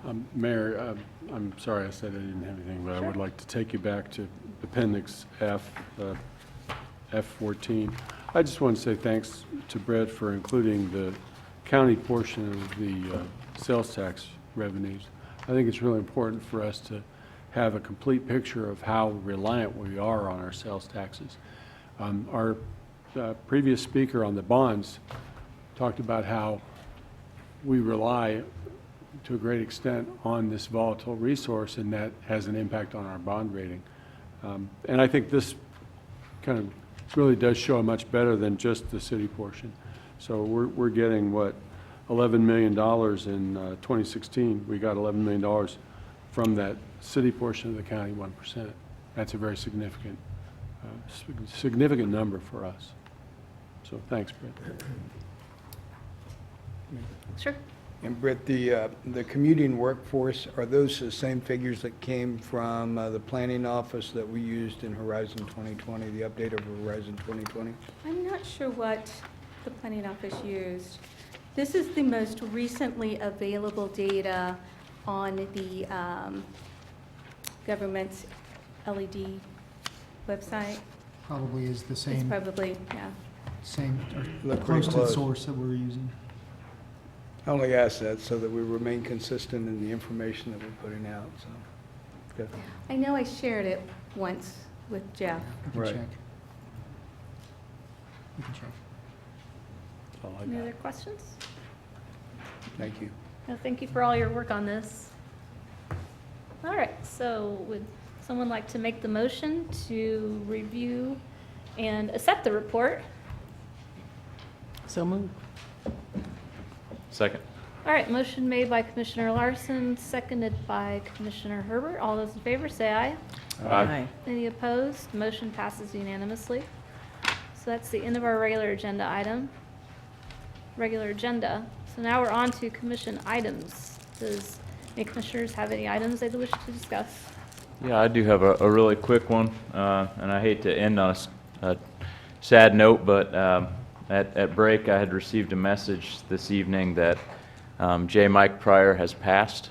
Some of you may or may not know Mike. Mr. Pryor did a tremendous amount of work in this community for Just Food. He was, I don't know that I could back this up factually, but I would dare say that he put in more volunteer hours at Just Food than anybody else in this entire community. And I think, in fact, one year, a number of years ago, he was awarded for literally putting in more hours at Just Food than anybody else. And he had a brief run not too long ago seeking, I believe it was Lynn Jenkins' seat in the House. So he involved himself in politics a little bit and was a real treat to have in Lawrence. I'd first met him through his work with Just Food, just kind of casually walking in there as a donor. And then when I campaigned in 2015, I was doing my door knocking work and kind of met him at the door and gave him my little 30-second spiel and prepared to move on, and he wasn't going to have that. So he dragged me into his house, and I think I spent probably the better part of 3 or 4 hours sitting in his living room with him and got to know him really well, and just a tremendous person. And so it's kind of with a heavy heart that I report that. So Thank you for letting us know. It's a big loss.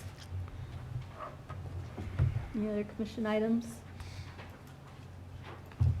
All right, so on to the city manager's report. Okay, we have a number of items this evening, and the first one is an update on our mental health team or squad, and Sergeant Ryan Halstead is here. I think, Ryan, you're going to run through a PowerPoint for us, or is Captain? I didn't see behind the pillar there. He's the one doing the real work. Okay, all right. Presentation all loaded up here. Good evening, Mayor and Commissioners. Trent McKinley, a captain with the Lawrence Police Department. I'm joined tonight by Sergeant Ryan Halstead, who the two of us are working on putting together and implementing a mental health team. This is a collaborative effort with Burt Nash Mental Health.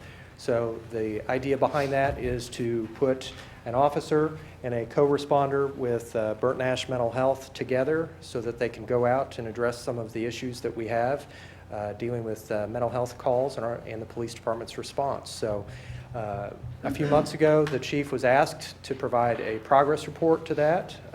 We did, as part of our budget, receive funding that started at the beginning of the year. Of course, nothing gets started January 1. We did start the work. We had to develop some of the policy procedures and some of those operating MOUs between Burt Nash and the police department, as well as get staffing in place. So we certainly have met some of those milestones. We have worked with the city auditor to identify some of those priorities and goals, and so Ryan's going to touch on that as well, and then of course we'll stand for any questions. I also do want to recognize Janice Story with Burt Nash Mental Health. We've been spending quite a bit of time together and putting together those types of things, and they're in the process right now of identifying that person and hiring that person. So we hope to get that team fully implemented and in place in the next month or two. So excellent. I will leave it to Ryan to provide more details, and then of course we can stand for questions at the end of this. Thank you, Mayor and Commissioners.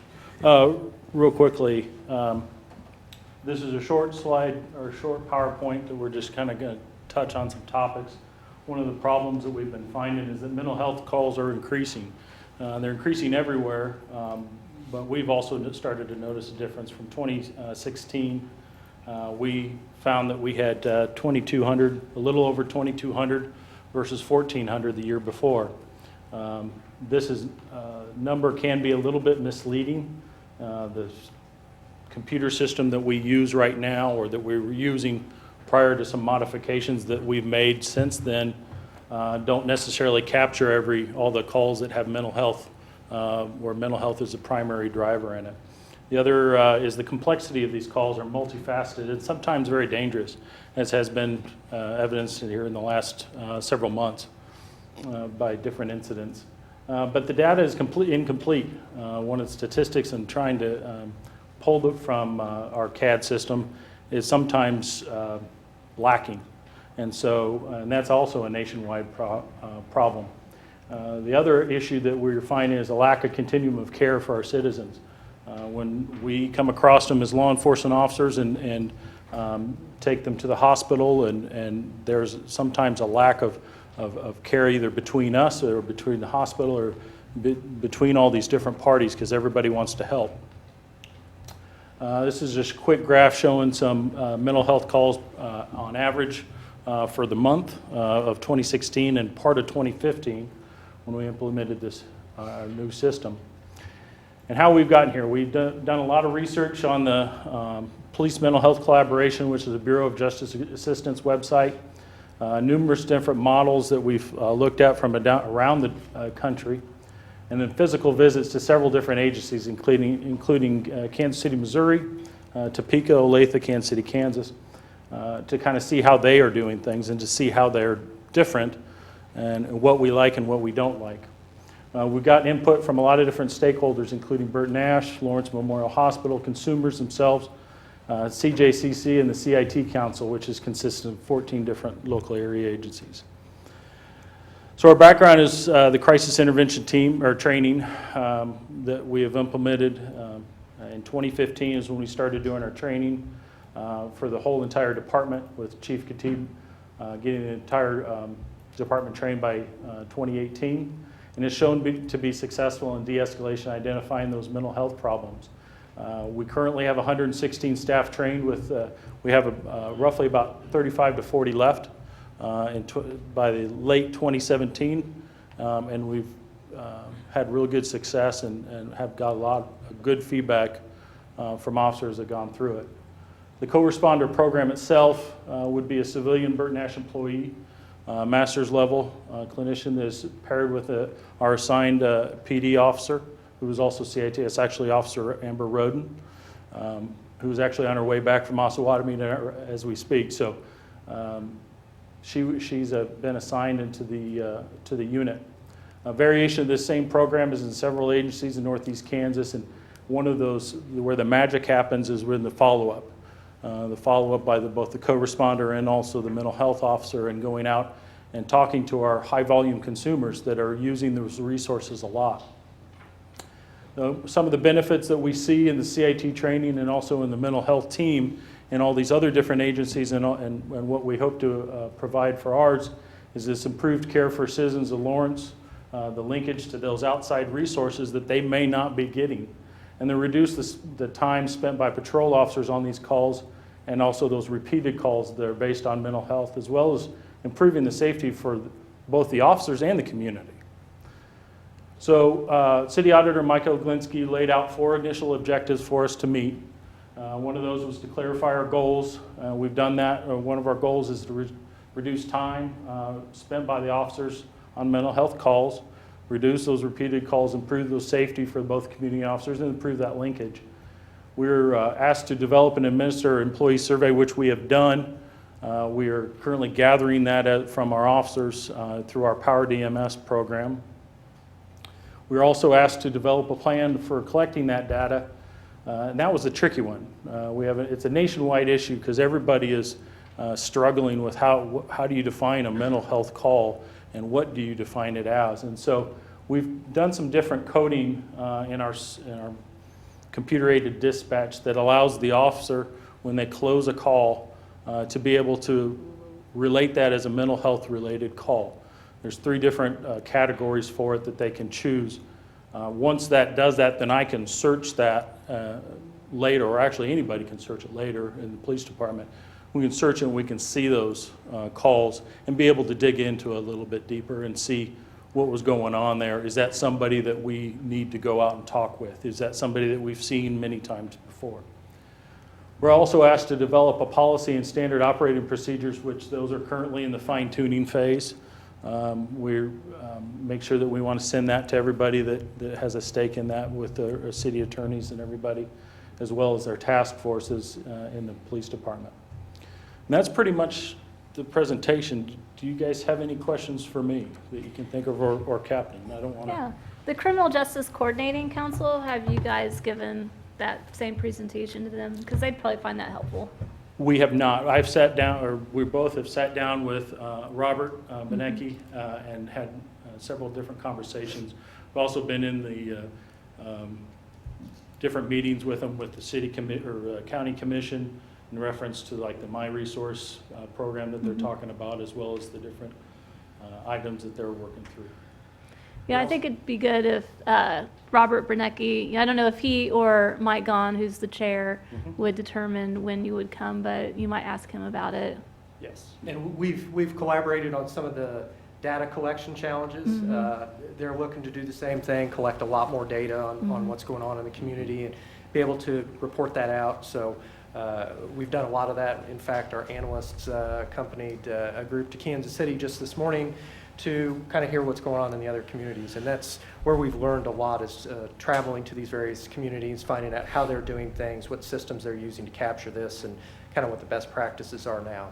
Yeah, excellent work. Thank you. Thank you very much. Any questions for staff? I got one. The chief's goal to have all officers CIT trained by the end of 2017, is that correct? Yes. Is that 18. still? 2017. Yeah. Yeah, beginning of 18. Right. Is that still on track to meet that goal? Yes, ma'am. In fact, some of the best practices that we've seen that we're getting from International CIT and also our statewide council is one of their practices is not to have everybody trained in CIT, to have newer officers do the mental health first aid, which we have done since 2007 is when we started training officers in mental health first aid as a requirement of their mini academy or of their recruit academy. And then as it goes on, then do CIT training later for those that need that or that want to go on to that part of it.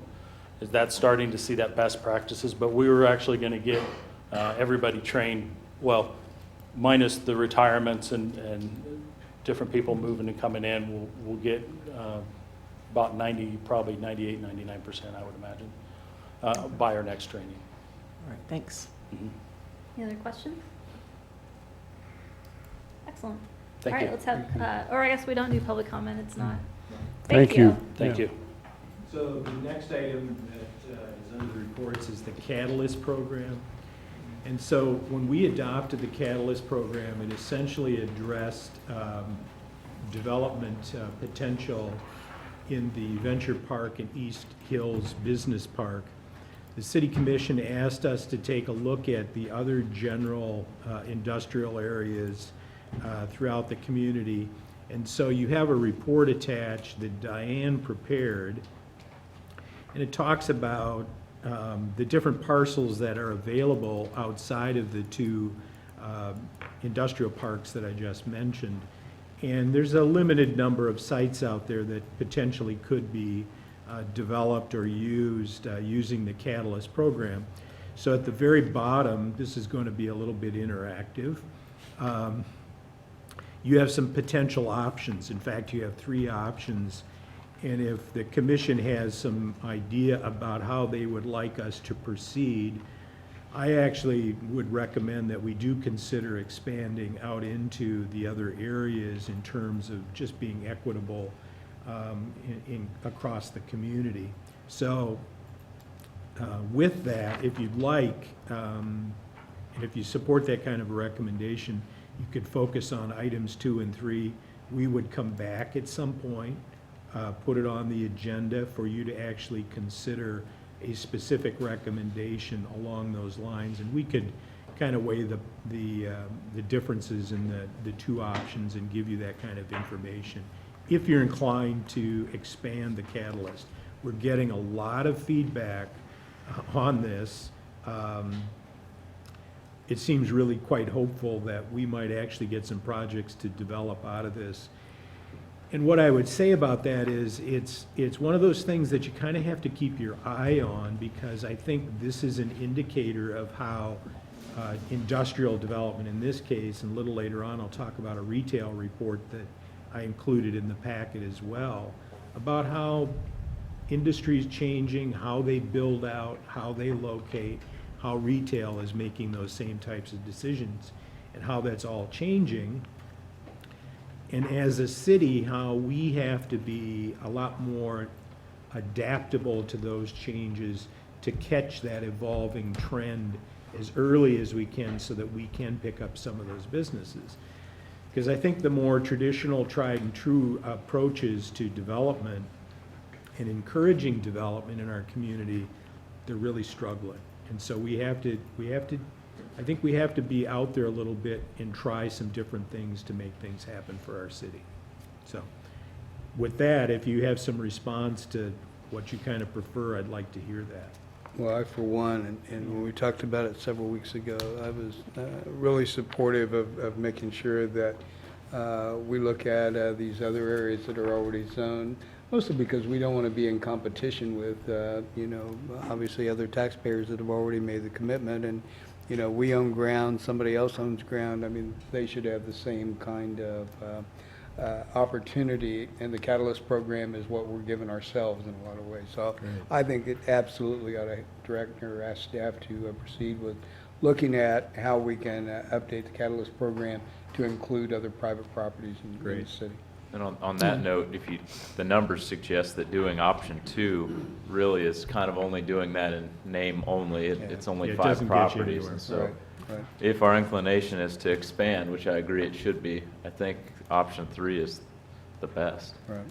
Well, and like most things with our process, if we bring this back with a specific recommendation, it's open to the public to discuss it at that point, so.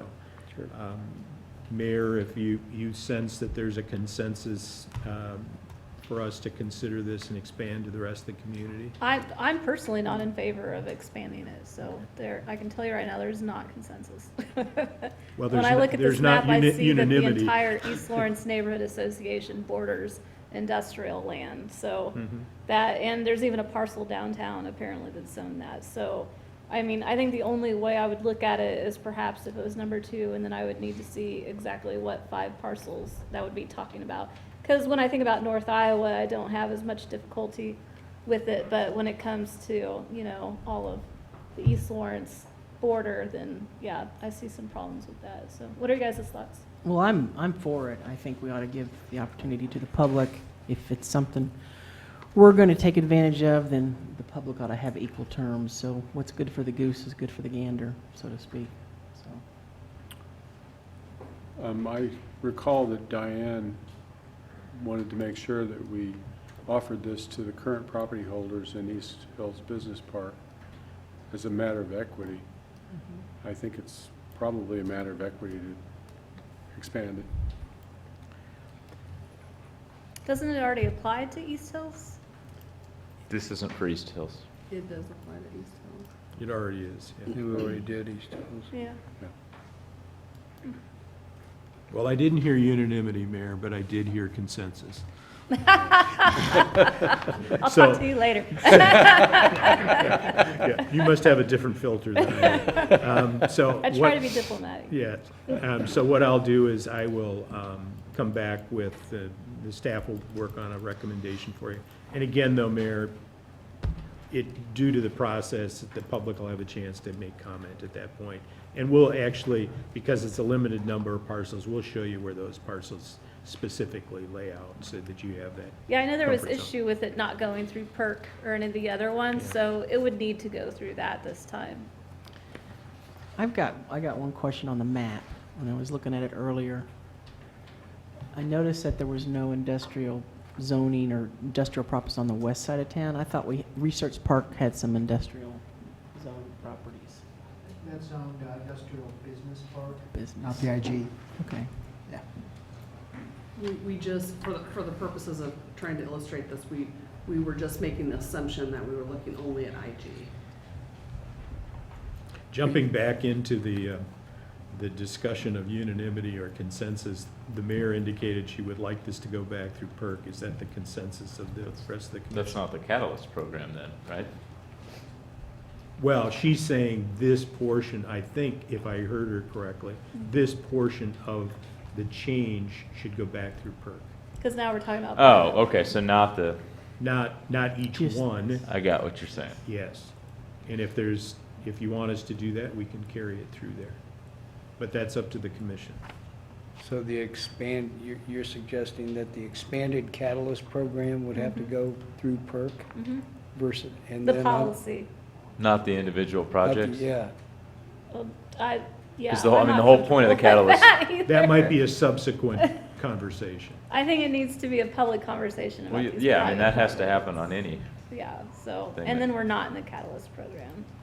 It's true. So, I'm not comfortable with it. I see a lot of red flags. I think it should have as much public comment as we can possibly put on it. But I don't think it should be part of the Catalyst program, though. Not at this point. Well, I think one of the things that we can do is settle that, is place that item on the agenda and give specific direction That's fine. on that. Vote it To up or see- down. vote it up or down on whether or not it needs to go to PERC, Mayor. We'll do I think that. we ought to do that. especially since East Lawrence is finally now downzoning a lot of their properties, this might have an unanticipated reaction of actually allowing greater density if, you know, it's something we should look at in depth. So yeah, we can move on. Okay.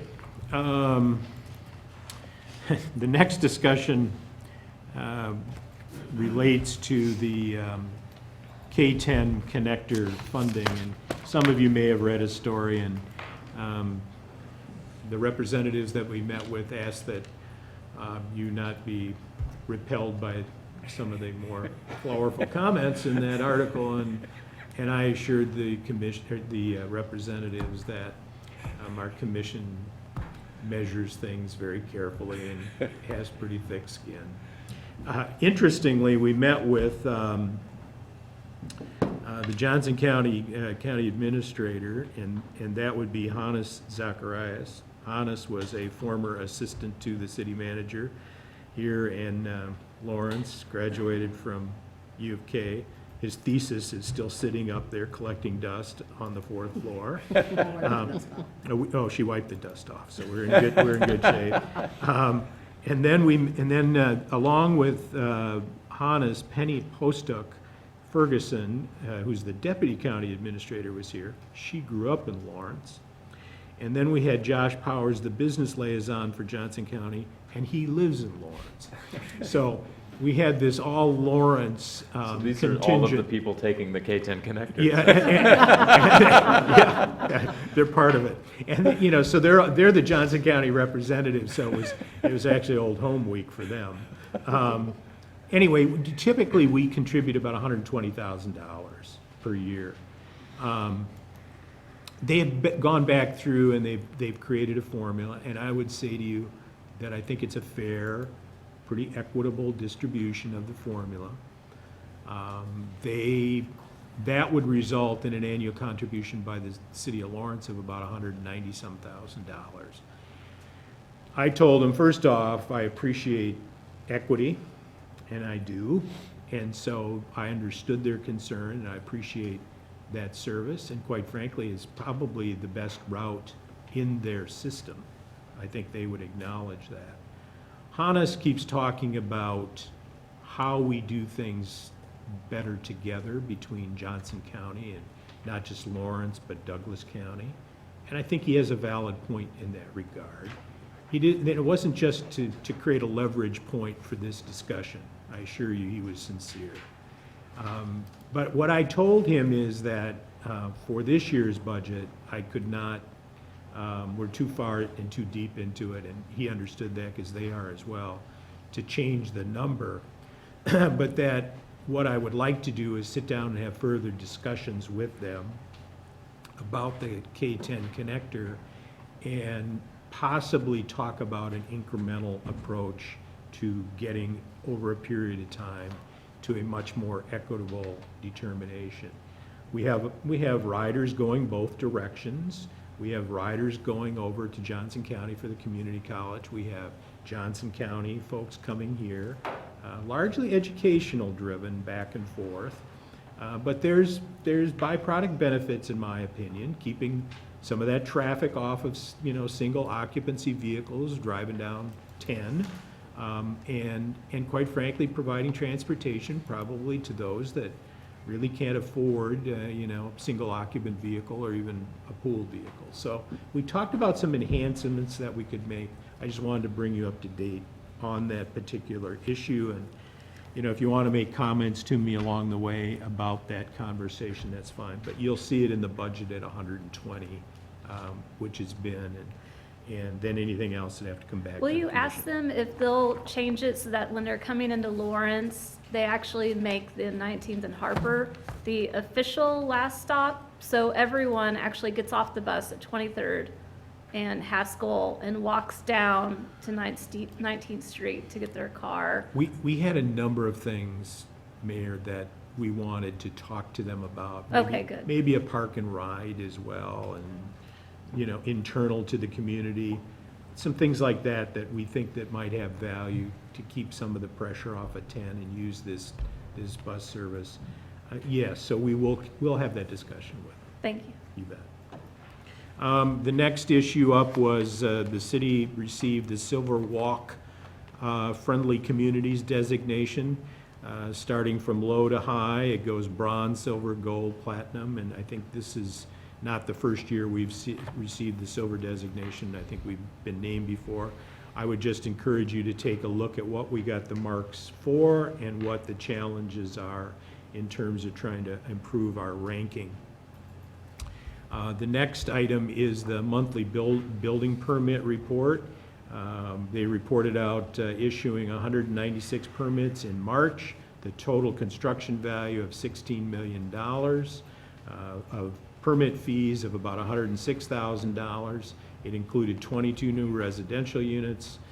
21 of those were single family, 1 duplex, which is kind of a flip. We've been seeing a lot more multiple in the previous reports. Largest projects were a new Country Inn and Suites at 23rd Street, valued at about $3.9 million, and then some improvements at St. John Evangelist Catholic Church for about $3 million. You have a nice report from the Parks and Rec Department, and they highlighted the Kids Build model of the City of Lawrence out of Legos. It's my understanding they didn't have as much or any controversy from the public about some of the proposed rezonings for those Lego projects. And it went all smoothly, so we're going to see how they modeled that, see if we can improve our process to make everybody a lot happier about our zoning. And then they had the 15th daddy-daughter date night held by the Park District, or the Parks Department, and I couldn't help but remember those times with my children as well. Government finance officers, we received the Distinguished Budget Award again, and this is the 14th year out of the last 15 that we've actually received this designation.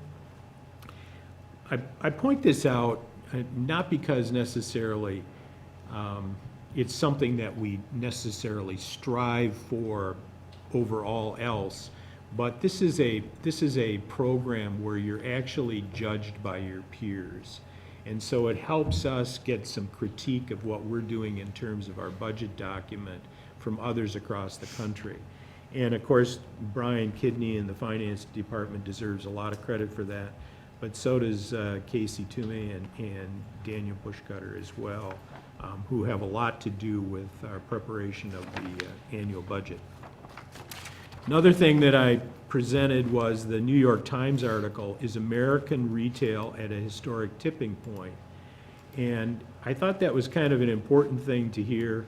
You know, I heard some concerns expressed by some of our commissioners, what's happening to our community, you know, Kmart's, you know, being threatened, Sears is being threatened, and, you know, I grew up with Montgomery wards, and of course that disappeared a long time ago. Part of it, I think, is an evolution of retail facilities itself. You know, you now have Sam's Club and Costco's and things like that. The distribution of retail goods has changed dramatically, but I think probably the more important part of this is Amazon and sites like that where people are having things. We live in a kind of a multi-family unit out on Bob Billings, and I watched, you know, the neighbors' houses, and some, I swear they never go out shopping because they've got packages at their house all the time, and I think it's a generational thing as well, so we're seeing that, and that's all changing. That ties back into the conversation that we heard earlier, quite frankly, from our financial advisor, and how retail sales and therefore sales tax are very vulnerable to the vagaries of, you know, and the whims of the shopping public. I don't think retail is entirely ever going to get totally out of bricks and mortar, but I think it's going to continue to evolve. One of the things that you look at in terms of employment sectors, you'll see the retail jobs numbers are really, really struggling. And so when you shift over to an operation like a distribution center for Amazon or something like that, technology and robotics is having a serious impact on the labor parts of how things are distributed to all of us when you do shopping online. And then the other thing I would just mention is retail really struggles in our towns, but not only are they collecting the sales tax for us, they're paying the property taxes as well. So Main Street is still a really important part in vibrancy of, I think, of a good community, and we have that in our downtown and need to keep working with them. In terms of future agenda items, scheduled for, let's see, for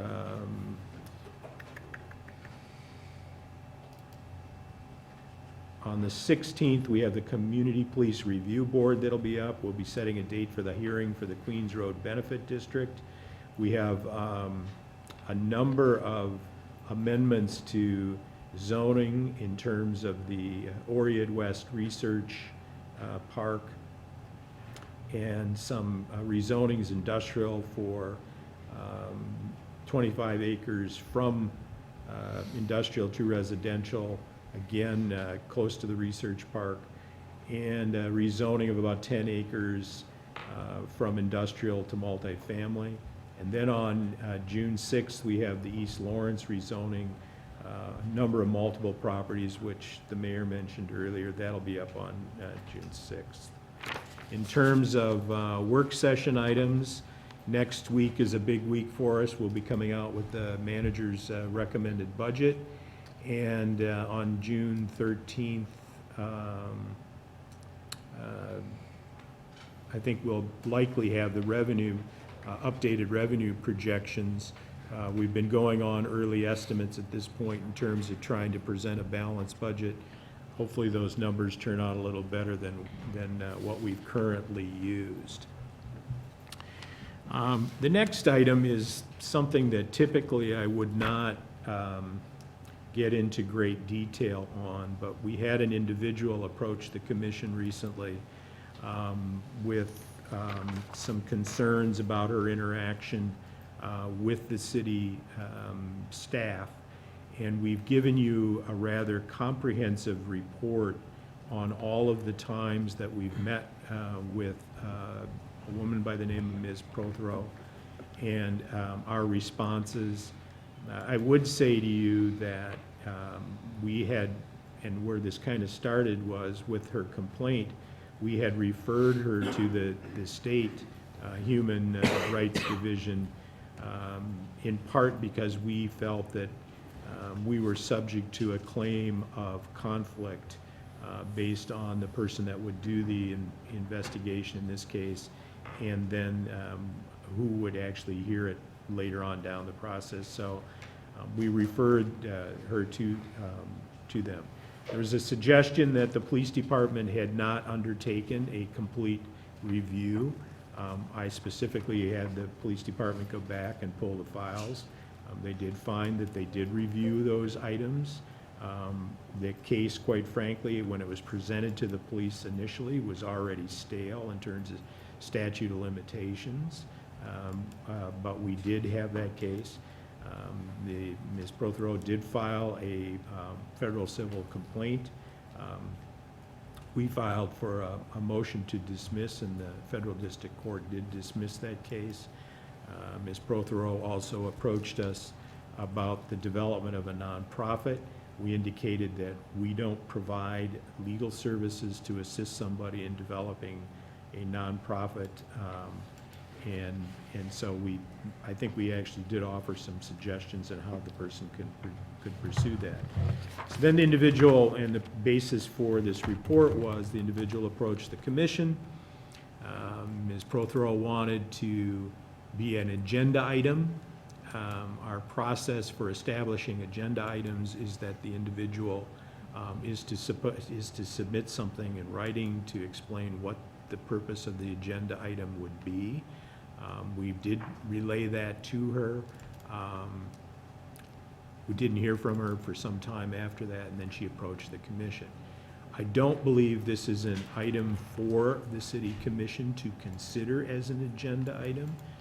We did indicate that she is always free to come and present a issue or a concern via the public comment section of our agenda. And she obviously did that. From what I can tell, all of her concerns have to do with items that the staff may or may not be able to help her with. And we tried to be as much assistance as we could, but quite frankly, we weren't successful in all regards.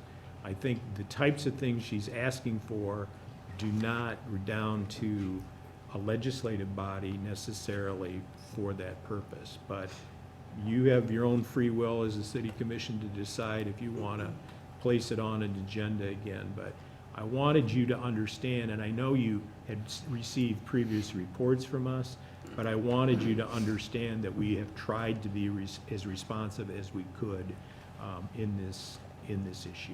So, okay. The next and final item is an issue about accounts receivable. And I'm going to read part of this and then I'm going to make comment. I've authorized the finance director to hire an independent auditing firm to review the city's accounts receivables to ensure that the city is timely and properly collecting the accounts receivables and to ensure that we have adequate policies and procedures in place related to their collection. Certain information provided to me by the finance director has caused me to conclude that a review is appropriate at this time. So we have hired an independent auditor to come in and look at our procedures, our policies, and to try and track if we are missing, quite frankly, invoicing or billing, in more layperson's terms, for accounts receivable. I personally, in discussing this matter with Brian brought this to my attention. We suspect that some of this may go back a number of years, but I'm reluctant to talk about the specifics of any particular business that may not or may have been part of the reason that I'm taking a look at this until I have the results of the audit report back from the consultant that we've selected to bring in here, and that should be shortly. I'll tell you how this came about that brought me to the point where I felt like we needed to take fairly swift and direct action. And that was, Brian contacted me to let me know that we had a business who was in the attempt of selling some property in the community, asked for a complete summary of all outstanding bills or items due the city. And so when the staff in the finance department went through that, they noted that it appeared that there were some delinquent bills, but we didn't have strong evidence that they had been invoiced to begin with. And so that caused me concern. The dollars, by anybody's measure, were significant, and so there's a potential dispute there. The reason I'm not going to name the particular party is I don't wish to cast inappropriate suggestions or allegations towards a business that was going about their business, pursuing, getting information from the city when we came across this. And I don't want the public to start making those kinds of judgments. I will report back when I know what I don't know now. And quite frankly, I think the fairest way to approach this, and I'm trying to be transparent about this and letting you know that I've ordered this and why I've ordered it. My suspicion and concern is that it may not just be an isolated incident, but it may be more than that. And so we need to determine if it is a procedural problem for us, if other properties or invoices did not get invoiced and therefore the city was not reimbursed. We need to determine, if there's any inappropriateness about the process that occurred. We need to make sure that there isn't a statute of limitations issue. We need to find out if I can charge interest back for bills that weren't paid. There's lots of things that I need to address. And again, I don't wish to cast aspersions towards any particular individual, because it could involve an individual, not just a business in the community, until I have better information. So at this point, I'm trying to be as candid as I can, but also protect more, which may be a very innocent citizen or business that is caught up in maybe our, not failure at this point, but maybe our mistake in terms of not invoicing properly. So I'd be glad to answer any questions about that without naming names. Thank you for looking into it. All right, so on to calendar. On the 11th, I thought I told Bobby I couldn't do this ribbon cutting. Lisa, do you want to swap the 11th and the 18th?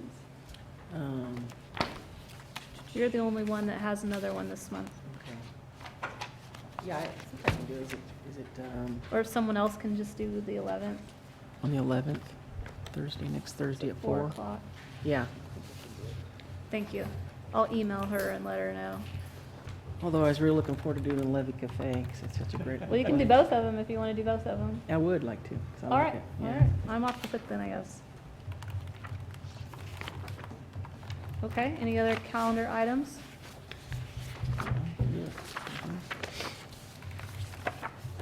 I saw that there was a request from the Cub Scouts. Was anyone able to do that? I am not able to do that. It was May 31st or June 1st. Yeah. We've Is actually. someone already on Yeah, it? I think that's, at least, I know I did sign up for it, so, yeah. Okay. Bobby's gonna, Thank you. Bobby's scheduling it. I want to make sure someone was on it. And then this Friday, Anna sent me and you, Mike, an email. Are you able to do that? Yeah. Okay. Okay, I want It's to a make sure free we had dinner. those. It's a free dinner. I'll be there. Thank you, Mike. All right. So, I'm all about food. any other calendar items? And of course, next week, we start at 3 o'clock. Not 5:45, 3 o'clock. Oh, thanks. Good call. Is anybody doing the food truck Thank you. festival I am. besides me? Yeah, I'll be at that. Mhm. Maybe we ought to get that on the calendar, maybe. It's 2 of them. Yep, I'll be Okay. volunteering for it. Awesome. Doing some So 3 of them, volunteering. 3 Yeah. people will be there. It's a ways off. Okay, I'd have to look. So- all right. I'm going to move to adjourn. Second. Motion made by Mayor Leslie, seconded by Commissioner Herbert. All those in favor, say aye. Aye. Anyone opposed? Motion passes unanimously. Oh.